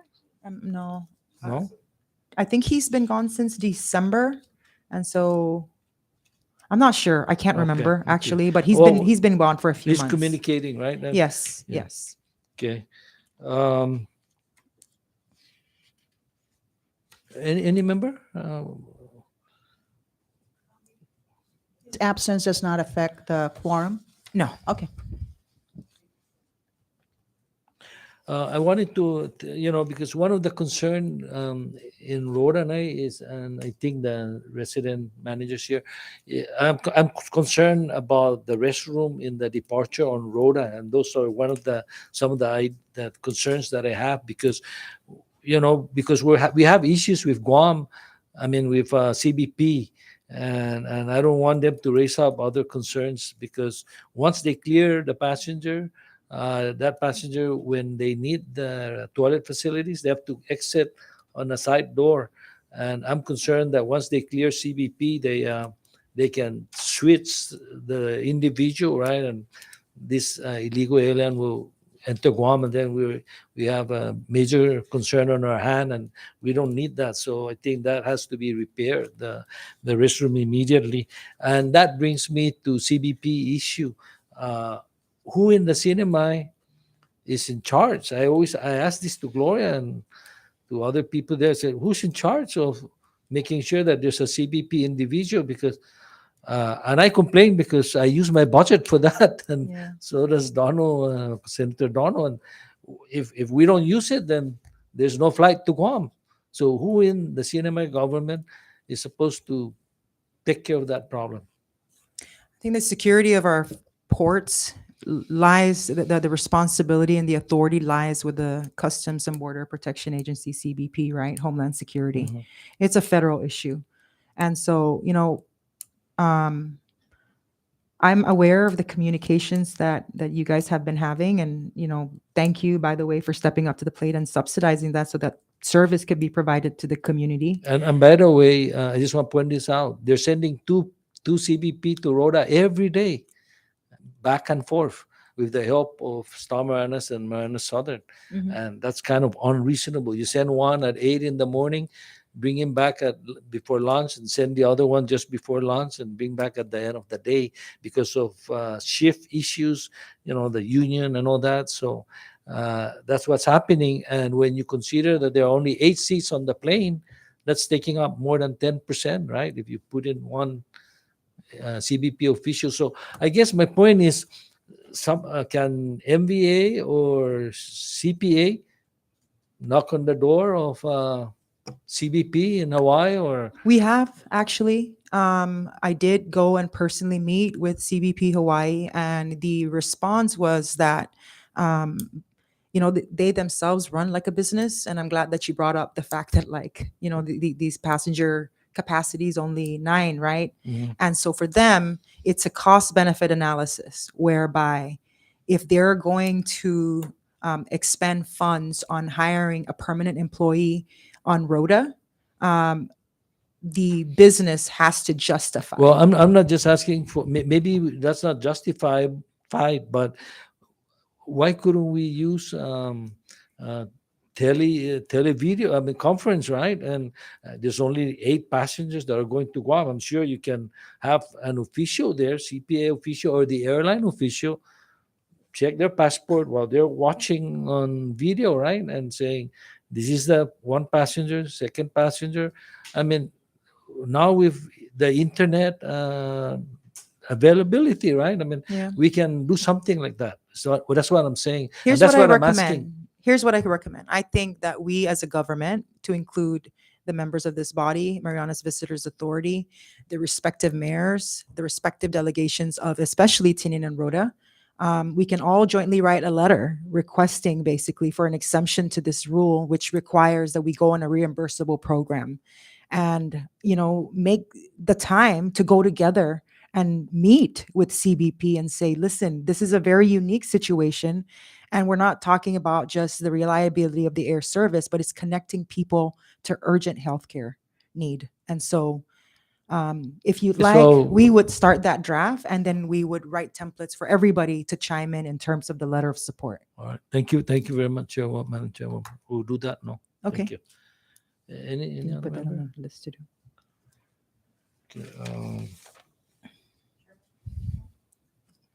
Okay, Director? I just have one for your information regarding the restroom issue at the Benjamin Manglonia International Airport. So we have a drainage issue. So it's actually ongoing right now. Once that thing is completed, it's going to address all the drainage in Rota.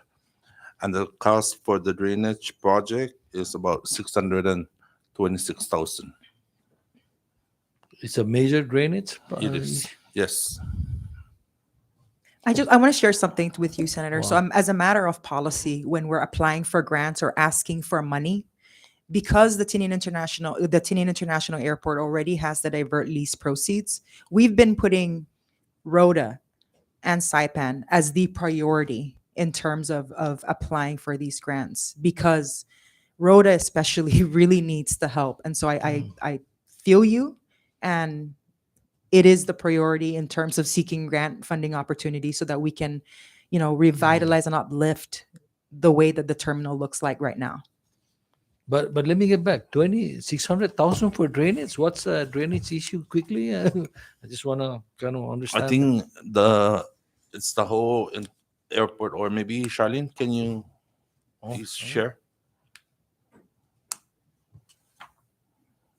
Mr. Senate President, the issue with the Rota Airport is the drainage pipes have actually collapsed.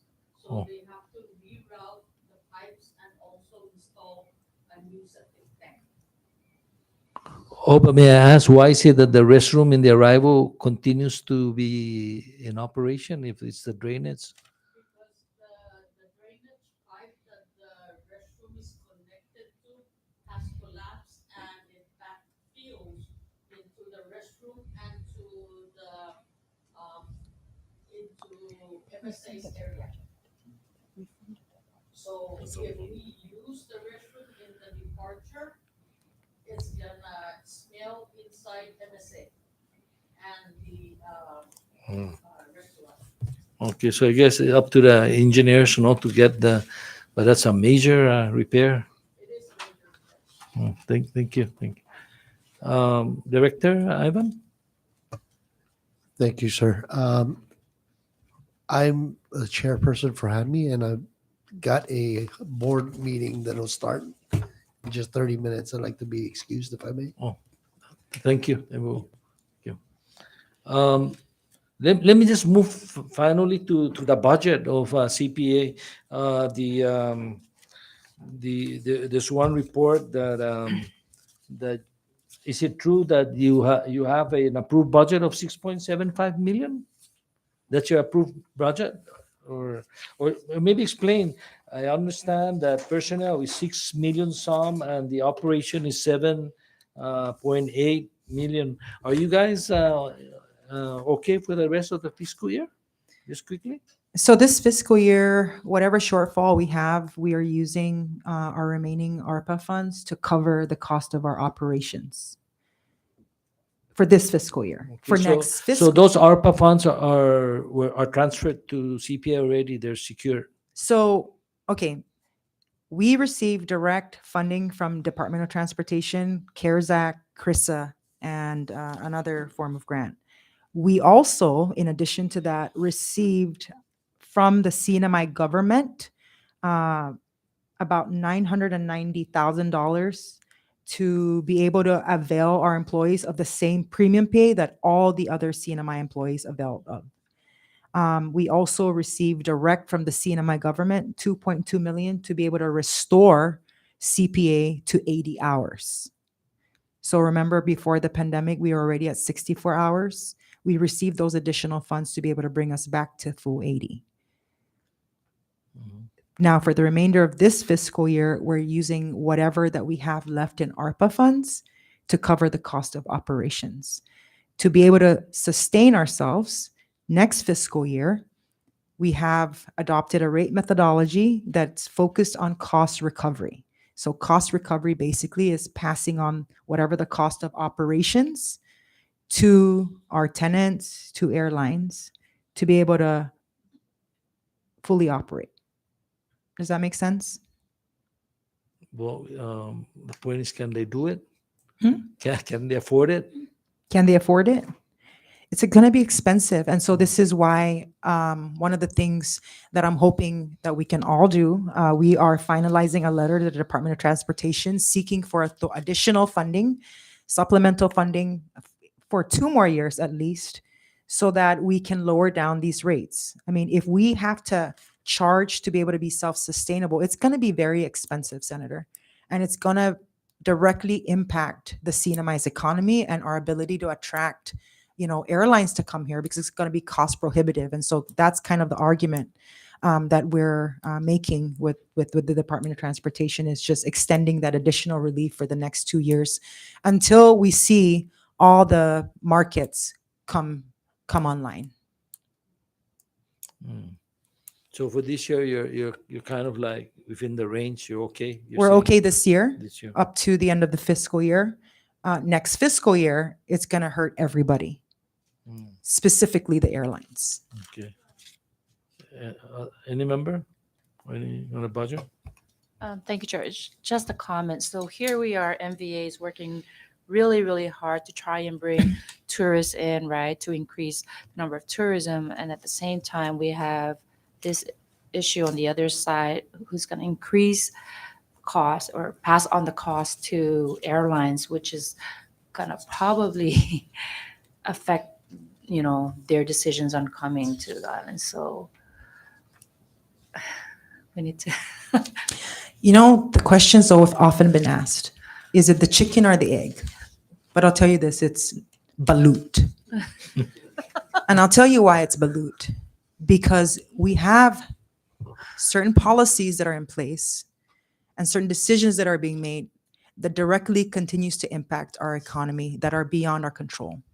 Every time the Asia market sneezes, we feel the shivers, right? I mean, that's just the reality of our situation. Now, add on the geopolitical tension and this ongoing discussion about whether or not the China market should go online. We don't take a position, CPA does not take a position as to the China market. What we take issue with is basically in the absence of restoring that pipeline, we need to have an alternative market to be able to fill up that hole. Because if we don't, it's going to be cost prohibitive for airlines to come here, further exacerbating the woes of the economy. And so, we need to continue these discussions. We need to find a way to assist MBA to attract as many airlines as possible, because the more that airlines come, the cheaper it is for everybody. And that's just the nature of an autonomous agency that's required by law to generate its own revenue. In the absence of that, what we can do is subsidize CPA. Does the CNMI government have the money to subsidize CPA so we can pass on that cost to the airlines?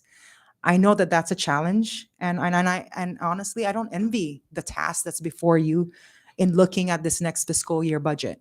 And so what we're trying to do is help ourselves, and what we're doing is counting on the relationships that we've built over the course of these several years, with the Department of Transportation to ask for supplemental funding. And similar to what I was saying about CBP, we're going to be coming to you for letters of support when we make that ask, because I think we don't have an answer at this moment, right? And we cannot lower the rates without jeopardizing operations. What we will do, and what is on the board's consideration now, is austerity measures, reduction in force, reduction in operating hours. We've recently passed a green policy. We are in dialogue with CUC to figure out how we can go alternative energy. Right now, our utilities cost in an average about $3 million a year. If we can work out a deal and structure where we can go green and minimize those operational costs, we're going to pursue that. Those are just considerations that are before the board right now. A lot of people have said that there's been statements that have been made that CPA employees are overpaid. Honestly, these people have not seen a pay raise in my time, right? They don't get like the annual within great crease that everybody has gotten. Fortunately, we received the support to be able to give them that premium pay. And the premium pay, and the reason why we didn't, instead of increasing salary, we just gave them a one-time bonus, was because we couldn't sustain that increase in personnel costs every year. And, that's kind of how we've been dealing with the fact that they have not been getting their WGIs. It's just by giving them those bonuses, right? Because I can't increase cost of operation. And so we need money, you need money, we all need money, and we can get money from them if we support them. Before I recognize MBA, can I ask our two mayors? They're patiently sitting in the back. Any of you want to comment so far on what you've heard? just to give you an opportunity. Mayor Aubrey, Mayor Adan, you can come up. Sorry, there's another chair here available.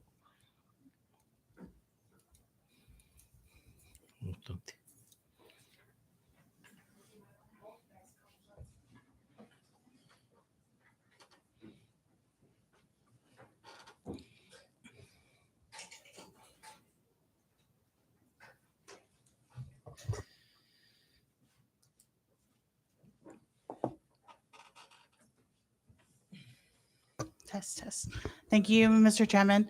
And again, we're just here to show our support for the need to support the airlines, right? We understand where CPA is coming from, and we've had talks once I began my administration with Ms. Charlene, who wasn't here, but her acting Mr. Albert Tovis, in how my office can assist, because when our visitors enter Rota, the airport is the first facility, the airport seaport is the first facility they see.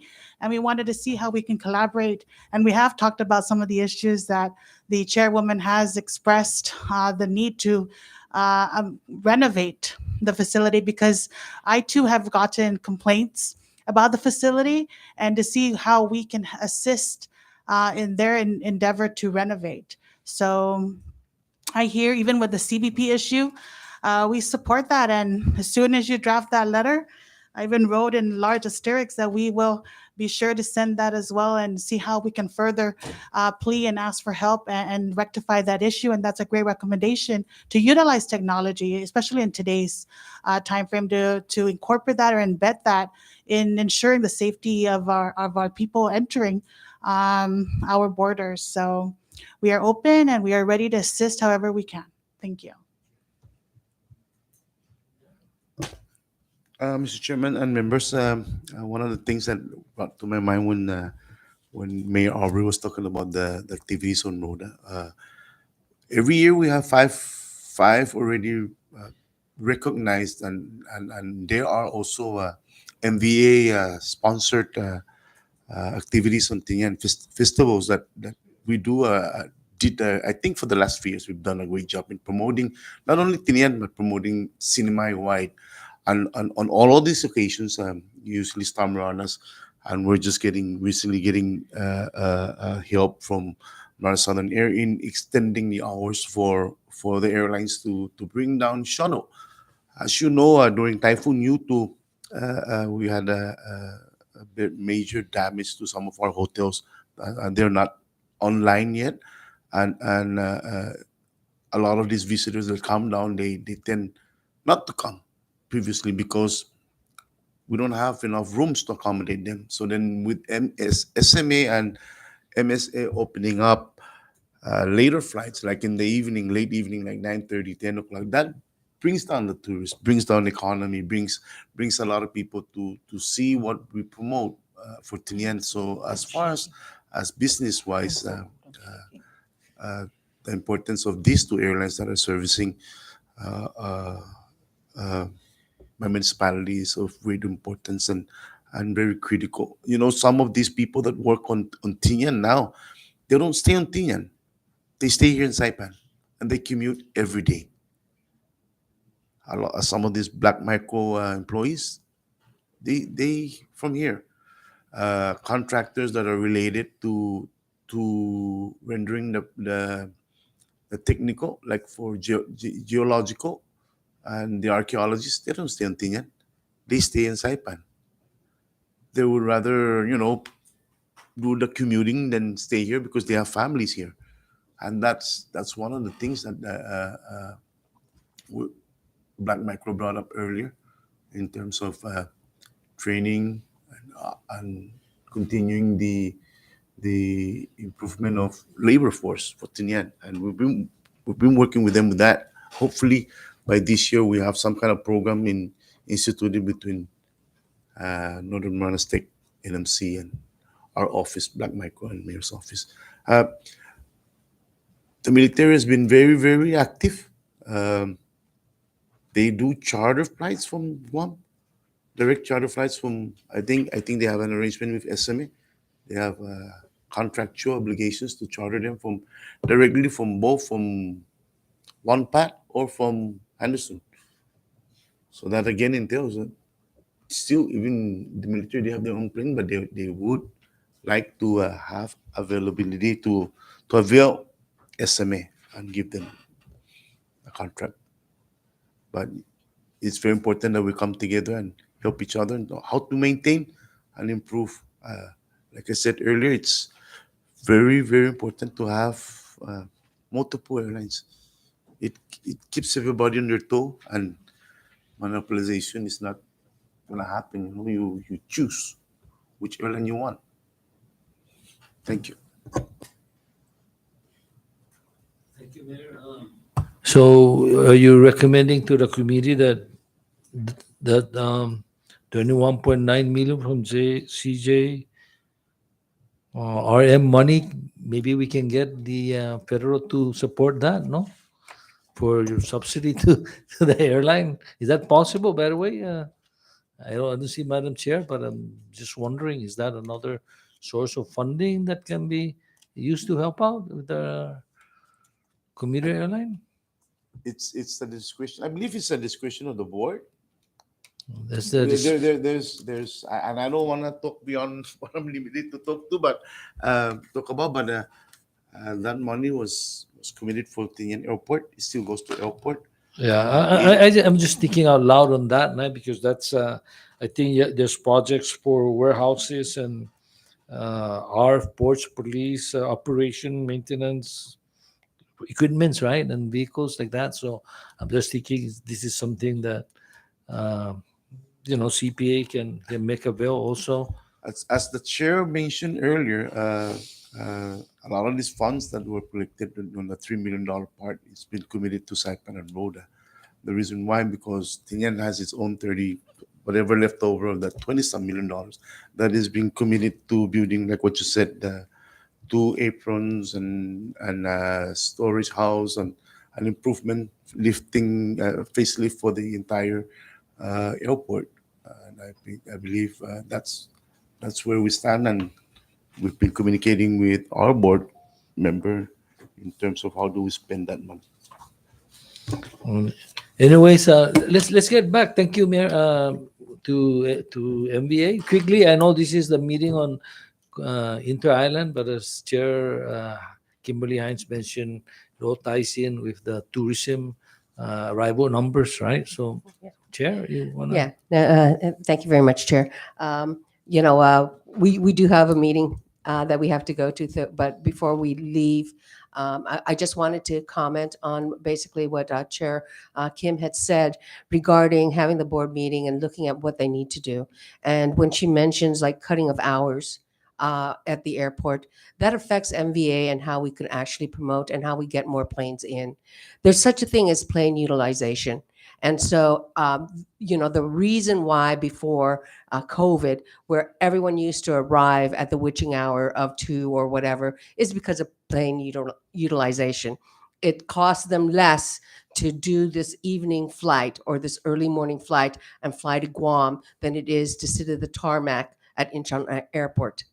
Okay, so if she cuts the hours and then it doesn't make any sense for them to actually use this plane to fly to Saipan, where it costs less to just leave it on the tarmac in Incheon, then that really affects the number of flights that will come in.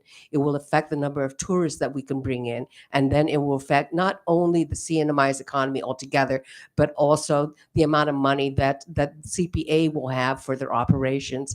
So everything kind of is connected. And, we're working with CPA as well as CBP so that we would be able to bring in more international flights.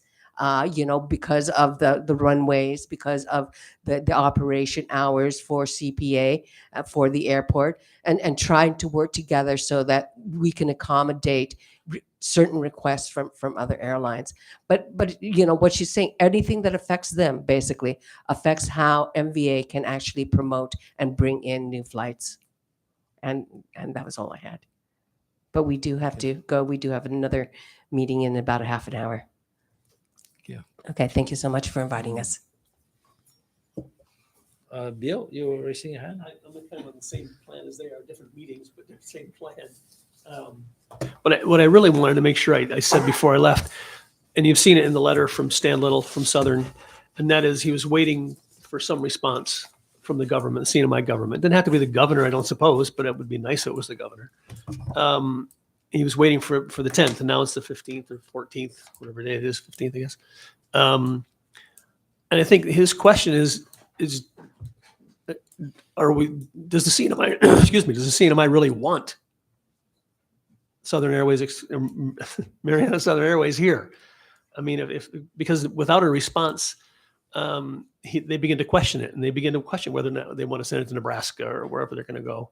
And my hope is that if nothing else comes out of this now, that some of you, and I'm not sure who or all, could make the effort to contact someone, whether it's the governor or whether it's on your own behalf, just to talk to him, because no one's talked to him. It's been, 2 weeks, and not had a response from anyone here.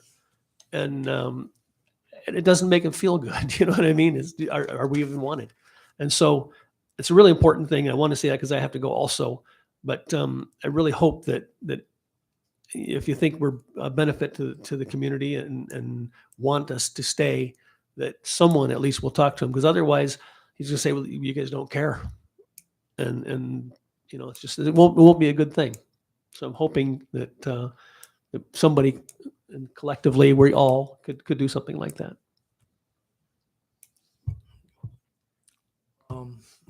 Chair, you have a comment? Oh, I thought you were gonna say something. Any member? Okay. Well, I know that the intent of this committee is actually, and we're very appreciative of everyone's present, is to look at ways, right, ideas, and because there's no question, I believe, the governor's message is the contract is over, right? And I don't know what to say as far as the attorneys and the legal people behind the contracts on both sides have to say. We don't know what the Attorney General's opinion is, but we're moving as putting that contract aside. I don't think the committee has any say as far as that contract, right, and how to assist with that contract. But I think we need to come up with ways to, as the chair mentioned, increasing tourism here so we can lower your costs. Star Marianas Southern, find other avenues to subsidize the travelers so that they can travel more.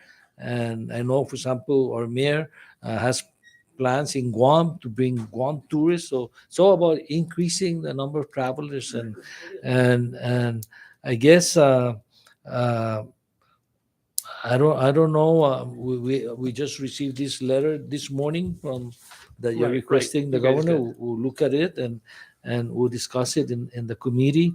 And as I far as understand- subsidy, we need to find ways. I think that when we give one, we give to the other. So that kind of help. I think we have to look for those kind of assistance, right? Because I guess without really knowing the reasoning behind the former Secretary of Finance decision, we cannot comment on that. But what we can do is try to make it provide an environment for commuter airlines to operate and to make it cheaper for them. I think Senator Corina, you're trying to say something? Just Comment. Thank you, Chair. So I think it's quite clear that there is support here from the CNMI for MSA to stick around, right? Obviously, we do appreciate the healthy competition between the two airlines, and not only that, but it does help facilitate the air service. So it's clear from the mayors of both islands, Tinian and Rota, as well as Commerce, that the support is there. Whether or not the governor decides whether or not, or I think you're asking whether or not the governor wants you guys here. Does that even matter? No, it's not so much that. It's just you would expect that somebody would ask or respond. Okay. I mean, it's just I guess the complete neglect of a response from anyone. And you guys didn't have it. I understand that. You guys didn't see it and you weren't party to it. But because if you go to the last page, it's like, we're open. We're ready to talk to anybody. Let's at least have a dialogue. But there hasn't been no dialogue even. Right. That's the problem. And I know you're trying to help with that, and it is helpful, and I think it's a good thing. But it's I been, mean, I guess I see the demand, right? Like the demand is here, and whether or not the government or the governor is in support of MSA staying, I think that's kind of moot. Whether or not you guys can stick around and stay in operation is more of the question. As far as subsidy goes, I mean, we're working really hard to try and have conversations with many different agencies and just trying to find ways to help everybody. At the end of the day, it's the CNMI's problem, and it's not about this company or that company. We're just trying to come together. But I will make the effort and reach out to the governor himself or someone from his office. That's what I'm and just saying, start the somebody. conversation and see where we go from there. Yeah. But I do acknowledge, I do see where you're coming from, that some kind of acknowledgement would be great. So I will take that. I will make that effort and reach out to the governor's office and see if we can start the conversation and just have something there. I'm not I just promising want to anything. mention that the governor's special assistant for administration was present for the most part in the morning. So I'm sure that he's also listening in as this being televised live. And they're listening in to our discussion. I know that at this point and also prior to this week, the governor's has been working on the financial challenges, and so they're focused on that. And as a matter of fact, we're being pressured to come in have a session this week to address these budget issues. But I can speak for the governor that he's in support of airline companies. I know that maybe the issue is not so much Southern Airways, but this contract issue, and I guess when time permits his priorities, he will come out and work with the legislature. So I know that we all support, of course, businesses here. As you know, that's the only way out of this economy. And so our committee, I think, will get together soon after and put all together the information we gathered and what's available before us. And as the members stated, we're going to do our best to come to some kind of assistance or help or a business environment that can assist us all, and hopefully with the support of everyone here, we can get that federal assistance also that we're all trying to get help from. So I know that I'm going to be reaching out to the chairwoman of CPA and MVA and their staff and try to come out with ideas. And so it doesn't end here. I'm going to be working for the committees, and I know that our president is here, and I'm happy that she joined the committee all day, and so she'll also play a major part in the ideas that we bring forth. Madam President, Malago, comments? I guess just to end the conversation, but in any business, it is in the interest of all parties to have a conversation. And I will state for the record, the CNMI cannot afford any further litigation on any matter. I would definitely not want to see that. I am hopeful that some kind of communication could happen, perhaps maybe immediately after this meeting is over, if I think it'd the be administration is great. listening. And I'm glad that the SAA was here to listen into the meeting this morning, that message will be carried over to the administration that, some kind of conversation needs to happen, because again, the CNMI cannot afford any further litigation on any matter. And I do appreciate that. Thank you very much. No, I do. And I appreciate everybody coming. I mean, this is what we need and what has to happen. But it's just frustrating. We haven't heard anything, so. Anyway, I will leave you all. Thank you very much. Truly, I everybody. just want to add that I know that I read somewhere in a paper that you wrote to your employees about if you are cutting back hours or closing your company, that you are. We appreciate that message of concern and assistance that you offer to the employees. Just want to mention that. Any other member or witness want to say anything before we adjourn this meeting? Talza? Okay. Just thank you again. Thank you very much for everyone here. Members, can I get a motion for adjournment? Okay. We have a motion seconded. Those in favor say aye. Opposed, nay. Motion carried. The hearing is adjourned. Thank you so much. Thank you. Okay. Yeah.